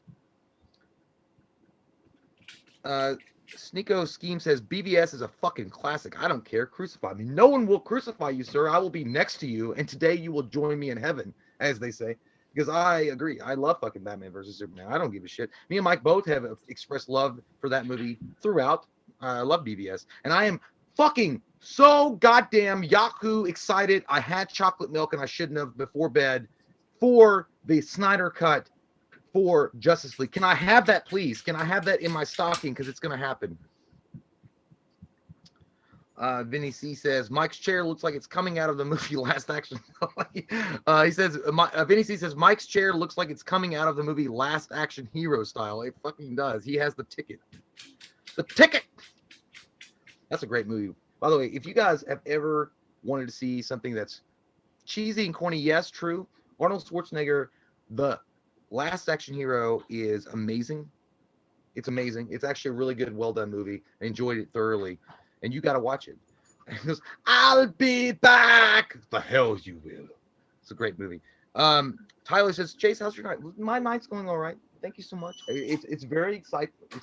We're Friday Night Fights, guys. I'm having a great goddamn time. Are you serious? I'm having a great night. I hope your night's going well too. Draco Killian says, "Jay, have you seen the BVS Ultimate Edition?" I think so. I think I actually own it. I don't know. I'm pretty sure I have. I've watched every particular or like aspect of BVS. I think I have it. It's great. Thunderwolf says, "I hear dog." Yeah, there is a dog. Yeah, look, there's a lot of weird. It's not weird. I understand some people just didn't like Batman versus Superman, but I mean, universally, I think we all can agree. We can all come together right now over BVS if we say that Ben Affleck's performance of Batman in that movie alone. Okay, if you didn't like the movie itself, if you didn't like the way they presented Superman, and I can get the Jesse Eisenberg thing and the other aspects, and the Doomsday thing was way too early. I can get all that. But you can all universally agree that Ben Affleck in Batman versus Superman that particular performance was the best performance of a Batman, one of the best performances of a Batman, period. The epitome of badassery. And Frank Miller himself coming out and saying, "Yes, that's the Batman that I had in mind for Dark Knight Returns." I think we can all agree to that. The only argument versus Ben Affleck being the greatest Batman of all time is Michael Keaton. Michael Keaton's the only guy I'm discounting Justice League. I'm just talking about his performance in BVS. Oh, yeah. Only in BVS. Yeah, because nobody could act Justice League. I think universally everybody would agree that was probably one of the best performances of a character playing Batman ever. Tyler Boville says, "What's your rating on Terminator 2?" It's a 10. I mean, it's 10. It's a perfect film. Is there a way to give it a 15? I mean, get out of here. Liquid alloy metal. All right, guys, we are at the end. 2 votes left, so make them count. We've got Pennywise and It, the original Tim Curry classic It, versus Silver Bullet. That's a tough one, man. Is this the last vote? No, we got 2 left. 2 left. Okay. This is one of 2. It versus, what was it? Silver Bullet. Yeah. Silver bullet in me butt. That's funny that it's It versus Silver Bullet because the kid's bike's name in It was Silver Bullet. Holy shit. It really was. Weird. Oh my god. Weird. Oh my god. Where's Neo? Hey, guess what? Neo's fighting Morpheus. Let's step up and find out. What's the call sign going to be for this one, you slut? No, I did the last one. Okay. So the call sign for this one's going to be, "I gotta get my grits." So when I say, "I gotta get my grits," you're going to vote number 1 for It, the Tim Curry original Stephen King It. Or you're going to vote number 2 for Silver Bullet. "I gotta get my grits, motherfucker." Do it. Yep. Vote now. What you got here, motherfucker? Well, there's a lot of things to digest here. There's a lot of things to take on the plate and be like, what's going on? But I got to go with... I don't know. You know what? Honestly, I'm going to go with Silver Bullet. I thoroughly enjoy the It miniseries. I think it's really great. I think they do a perfect good job of showcasing and blending this innocence that they show in the very beginning when they're all kids and stuff. They do a great job of that, and it really puts the first half of that movie is the best part. Yeah, it is. It really is. It's the very very best part. But they bring you in, and it's very innocent. It's very disarming, and you're in it, right? It's like The Body, the Stephen King The Body, or the I can't remember the movie's name of it. Skilliam says Tim Curry probably tans the bung. Yeah, he probably does. But yeah, it's done really well. Tim Curry is a goddamn nightmare as Pennywise. He's fucking scary as shit. Like yeah. He's an amazing actor, man. Like the guy deserves Oscars after Oscar. But yeah, overall though, just stacked against Silver Bullet. Silver Bullet makes me feel the same way as far as like a nostalgic kind of piece of film that captures the perfect innocence in the 80s, but it does it because it does it consistently. Like throughout the entire movie, it doesn't move from that type of like, I'm in their shoes and I understand. And I feel like I'm in the 80s, you know, yeah. and I feel like I'm in that moment. Whereas the It miniseries, again, I understand there's a time jump, but they just don't do a good job with transitioning. While I love John Ritter, and I think John Ritter is an amazing actor as well, and he was one of the adults in the second half of the film, it loses steam moving forward because you get kind of bored in it. And then what it suffered from was budget. Budget didn't allow for it to be as scary as it could have been, and then after that, it's kind of over. But Silver Bullet, man, they do a great job, and you have goddamn Gary Busey, where he's not fucking crazy Gary Busey. You have Corey Feldman doing a great job. Was it Corey Haim? I can't. Corey. Silver Bullets, Corey Haim, yeah. Corey Haim. I'm sorry. Corey Haim doing a great job, phenomenal job as well. It's Silver Bullet all day. Yeah, I'm going It. I'm going to go It on this one.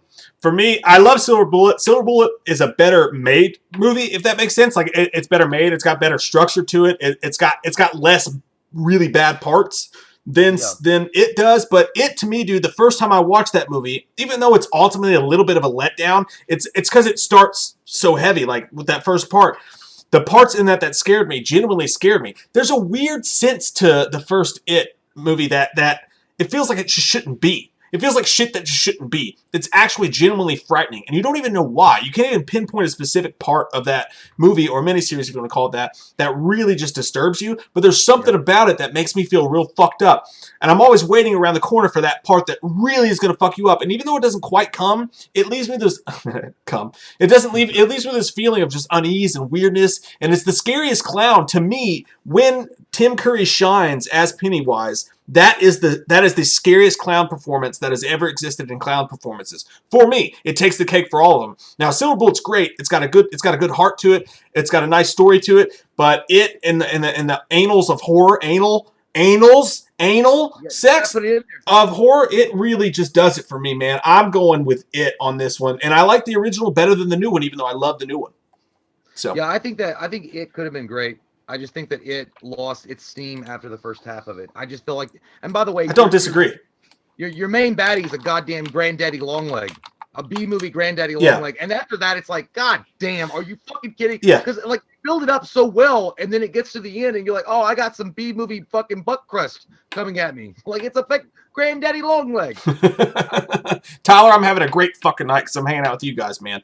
But yeah, dude, I know, yeah, you're right. I mean, it has some really bad shit in it. Like it has some dumb stuff, and it really falls apart. But still, if it was a full-on movie, like the remake, and it was the first half of that movie, dude, that's a masterpiece. They did a great fucking job for it being a TV movie. They did a great fucking job with it. They really did, yeah. And again, I'm not even blaming the adult cast either. John Ritter is a god, in my opinion. He's a great actor. I love that guy in Stay Tuned. One of my favorite performances by John Ritter ever. We got to review Stay Tuned, dude. That's a great movie. I love that fucking movie. Yeah. But he did a great job in that. Jeffrey Jones is also really good in that. But like, it's just I guess the script was just so corny or something. It was just so cheesy, and you could tell. The cracks were showing in the foundation, sir, by the second half. It really was. It really, truly was. But it does. But to be fair, even though it has all the problems, it's got those typical Stephen King truisms to it, where it's long, it's slow, it's a little bit drawn out. It's got a lot of issues with it, but it's almost comforting. Like it's both comforting and really fucking freaky. Because when he shows up, man, it feels there's something real to it. It feels like a fucking murder. Like I don't know, like. When Tim Curry the Clown shows up in It, I just get really scared. I have an unease to me. Like, it feels real. Right. And Tim Curry, again, it's not Tim Curry's performance at all. Like, Tim Curry nails it, knocks it out of the park for sure. Like, I mean, as one of the best villains ever on screen, and especially as a clown. But it just feels like, I don't know, man. I lose. It feels like a Viagra commercial by the second half. I get it. It's just really, like, cheesy. But anyway, it doesn't matter because Pennywise is coming up from the sewer grate to grab Silver Bullet, pull it down, and make it a fucking balloon. Oh, shit. It's overwhelmingly over. Jesus Christ. No. Pennywise swallowed this bitch whole. Swallowed it whole, and it's done. I'm talking about watermelon and seeds and all. It swallowed that bitch. 72-26. Option 1, 72. Damn. Option 2, 26. I thought there was some more love for the Silver Bullets. I'm shocked. I'm shocked, dude. And by the way, good night. It's a burial for Silver Bullet because, by the way, we did Silver Bullet last week. We did Silver Bullet in the Werewolf thing, and I can't remember which one. I think Silver Bullet might have won that. If it didn't win, it got close. But we've talked a lot about Silver Bullet over the past couple weeks, and it's officially buried now. It has beaten it. I'm shocked it was such a blowout, dude. I really, you know what? It's weird though. But it was actually interesting because this was a Stephen King adapted movie versus a Stephen King adapted movie. So yeah, it's fucking crazy, man. That's fucking wild. But I'm happy that mine won. But still, yet that's a tight vote. We are on to our last matchup on the night, my friends. The last matchup of the night is going to be a fucking barn burner, dude. Let's get it. Jesus Christ. I'm ready to go. Are you ready for this shit? Yeah, Poltergeist. Yeah. Ooh. Is it Poltergeist? Versus Jaws. Wow. Oh, man. Wowzers, dude. This is going to be tough. This is tough. What's the call sign going to be for this one? You butthole. Just for the taste of it, Diet Coke. I like that we both did the No. You have to do it. All right, so when Jay says that, you're going to vote number 1 in the final vote of the night. So enjoy it. Put your numbers in hard. Vote number 1 for Poltergeist. Vote number 2 for Jaws. Jay? Just for the taste of it, Diet Coke. Vote number 1 for Poltergeist. Vote number 2 for Jaws. Jay, I am gonna go fucking Poltergeist. If you want to tell me that Hellraiser is going to beat 7 because it's more of a horror movie, then I'm going to tell you that Poltergeist is going to beat Jaws because it's more of a horror movie. I love Jaws. Jaws is great. Jaws is scary. It's one of the fucking American classic horror movies of all time and movies of all time in general. But Poltergeist, man, I think it's actually underrated. As much as it's appreciated, it's actually underrated. You've got Coach with the in, out, before, after. The parents smoking pot. This house is clear. The fucking crazy ghost effects. When your little girl is trapped by ghost and she's inside of your TV and you're trying to communicate, that shit is heartbreaking as hell. The digging through the fucking pool with all the skeletons coming up, man, that is one of the scariest, most heartfelt, most entertaining, blockbuster fucking horror movies of all time. I gotta say Poltergeist. Well, I want to know. Tell me about your mother. I feel like I was Sigmund Freud, like leaning back, listening to you right about it. I agree with you though. See, I think that Jaws, like, I'm not gonna come out here and say it's overrated because it's not. I think it's a classic film for all the right reasons. And a lot of people's first exposure to a horror movie was Jaws, and I get why it's fucking terrifying. And it's shot really well. It looks really awesome. And it's terrifying. And, the fact that, I guess if I lived on a goddamn beach, I wouldn't be going in the water for a while. But Poltergeist, man, like, it's a very quaint, like, suburban family, and this crazy shit happens to them, and they deal with it in a way that makes sense. You know what I'm saying? Like, this family deals with it in a way that you would think a middle income or a middle class kind of family would, and it's like this, and the horror ratchets up more and more as it goes. The clown fucking thing. Carol Ann is clear, and that big fucking monster goddamn Jurassic Park droopy ass motherfucking face that looks like Mitch McConnell coming out at the very end, trying to scoop her up and turkey neck Mitch McConnell. That shit is fucking scary and terrifying. And also the dude that's like in the bathroom and he's like, trying to do, and his fucking fingers go through his face and shit, like, Jesus Christ, dude. Steven Spielberg said he was out to make the scariest haunted house movie he could possibly make, and he did a great job. Yeah, of course it could have been a scarier movie. I mean, if they had rated R all the way through it and they wanted to go like Amityville, but it's a Poltergeist without a doubt for me, in my opinion. But again, I'm not going to take nothing away from that big fucking shark that bites people's buttholes if you get too close to my dominion. But it's Poltergeist, man. Yeah, I agree. Stop voting, by the way. Jordan Evans, love you, buddy. Thank you so much. He says, just got off a first shift at a new workplace, and it sucked the most balls. Wanted to pop in and say thanks for your faces and good times, boys. That sucks, man. A new job, and you're on first shift, and it sucks. Dude, there is nothing worse, by the way, than starting a new job. You know what I mean? Like, even if it's a great thing, like if it's good for your family, if it's what you wanted, that first day is fucking sucky as shit, dude. You don't know if people are going to be dicks to you. You don't know. You have to walk around like an idiot, like following people around like you don't know what you're doing. All you want to do is just figure out what the fuck your job is, be able to do it on your own without following people around and know what the fuck you're doing. First weeks at jobs are hard, dude. So respect to you, Jordan Evans. Appreciate it, man. So, Courtney, by the way, I think I knew about this. I think we both knew about this, but this is actually pretty sad. It's kind of sobering a little bit. The girl that played Carolyn, Heather Michelle O'Rourke, was born in 75, and she died at age 12. Yeah, dude. In 88. She died of congenital stenosis of the intestine caused septic shock.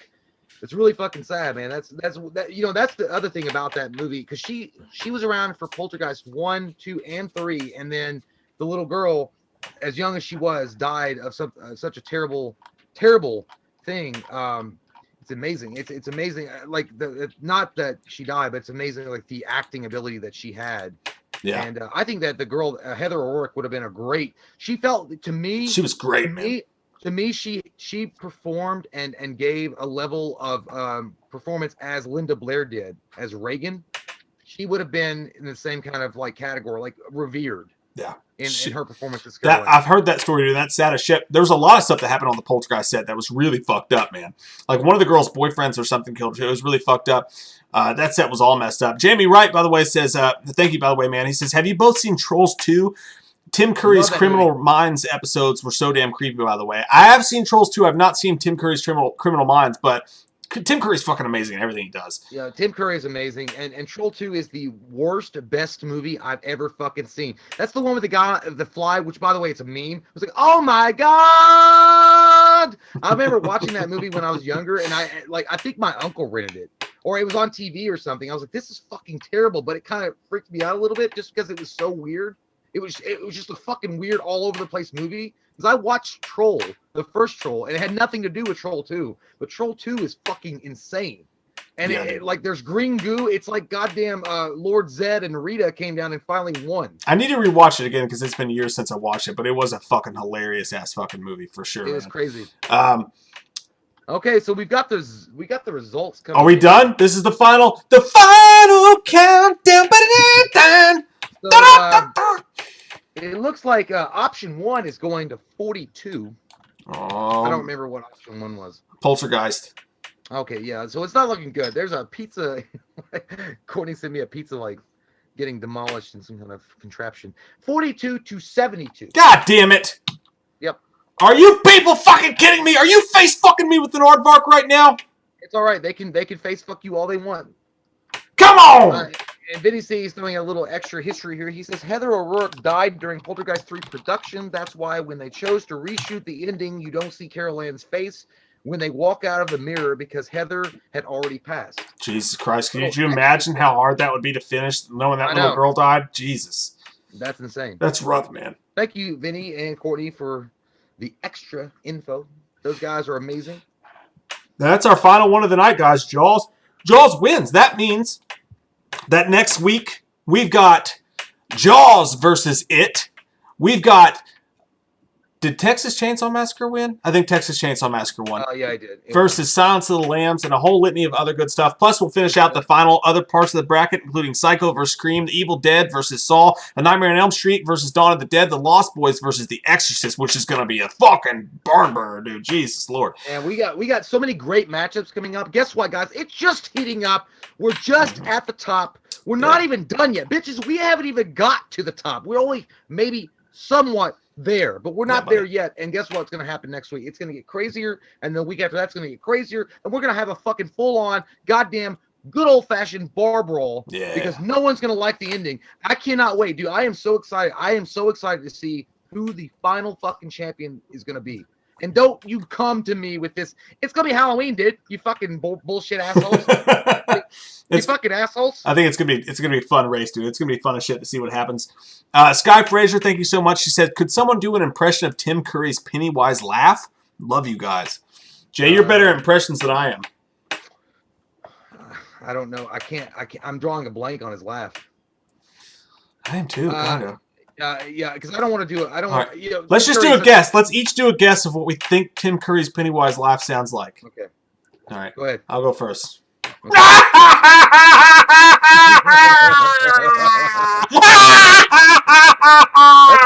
I think that's pretty close. You know what? It sounds like it sounds like something I won a prize and everybody knows I won now. I think it was like oh shit. I just sound like Loomis laughing. But like a really tickled Loomis laugh at least. Yeah, I'm trying to think of what, because I was thinking of that part where they're driving by with the car and he's having the balloons. By the way, guys, look, guys, look. Is it your dick? Oh, that's badass. That's one of those Tiny Toons. Yeah, but he's like, I don't know. I don't know. Oh, also, Friday Mike Fights says, gotta run. Thanks for another dope Friday night, you bunch of bananas in the tailpipes. Hey, man, I ain't falling for no banana in no tailpipe. Thanks, brother. Appreciate you hanging out with us, man. Who the fuck was fucking your tailpipe with a banana? What I would be asking. Axel Foley. Dick Tracy on it. Latrell 316. Latrell Streetwell says, no! Dick Tracy wears a yellow jacket. What was he doing Friday night? All right, guys, that's the show, guys. That's the show. I'm Mitch McConnell, and that's the Taco Deck Show. Gobble, gobble, gobble. We don't need gun control. I love Donald Trump. You look like you were really into it for a second. Goddamn Dodgers just hit a 3-run home fucking run. Shit, fuck, fart in the night. Fuck yeah. Shut Go up. Dodgers. Fucking bullshit on my asshole with Texas weather. Shit. Anyways. Guys, thank you guys for hanging out with us tonight. It's been a blast as always. We're really appreciative that you guys spent your Friday night hanging out with us. Not only that, but 312 of you hung around to the very end. We almost went to almost 400, man. I hope that next week we get. By the way, it would be really nice. It'd be really cool for us if you guys can share the video when you guys can, or like get people to come and watch it and stuff, because it ain't cheap sometimes to be doing this shit, but we like doing it. We love doing it. YouTube's burying us this year, man. I don't know what's going on, but they're burying our shit. But we really would appreciate it and love you guys. And we love you guys. I mean, you guys do so much for us anyway, but we really would appreciate if you guys can help us out a little bit, just a little tiny bit. And all you got to do is just tell your friends, your family, your butler, your aunt that you never talked to again. Yeah. Bring them in here. We'll help them make that relationship better again. Hey, you know what? Pick your favorite Wham video and just share it on social. That helps us a whole bunch, man. If you do that, we really fucking appreciate it, especially since YouTube's kind of dicking us right now. But we love you guys. We're going to do our best to make this the best Halloween horror month possible, and a lot of cool shit coming. And again, thank you guys so much. We really appreciate you guys taking the time to hang out with us tonight. It makes our weeks, and we're lucky dudes, man. We're so lucky. We love you guys. Thank you so much.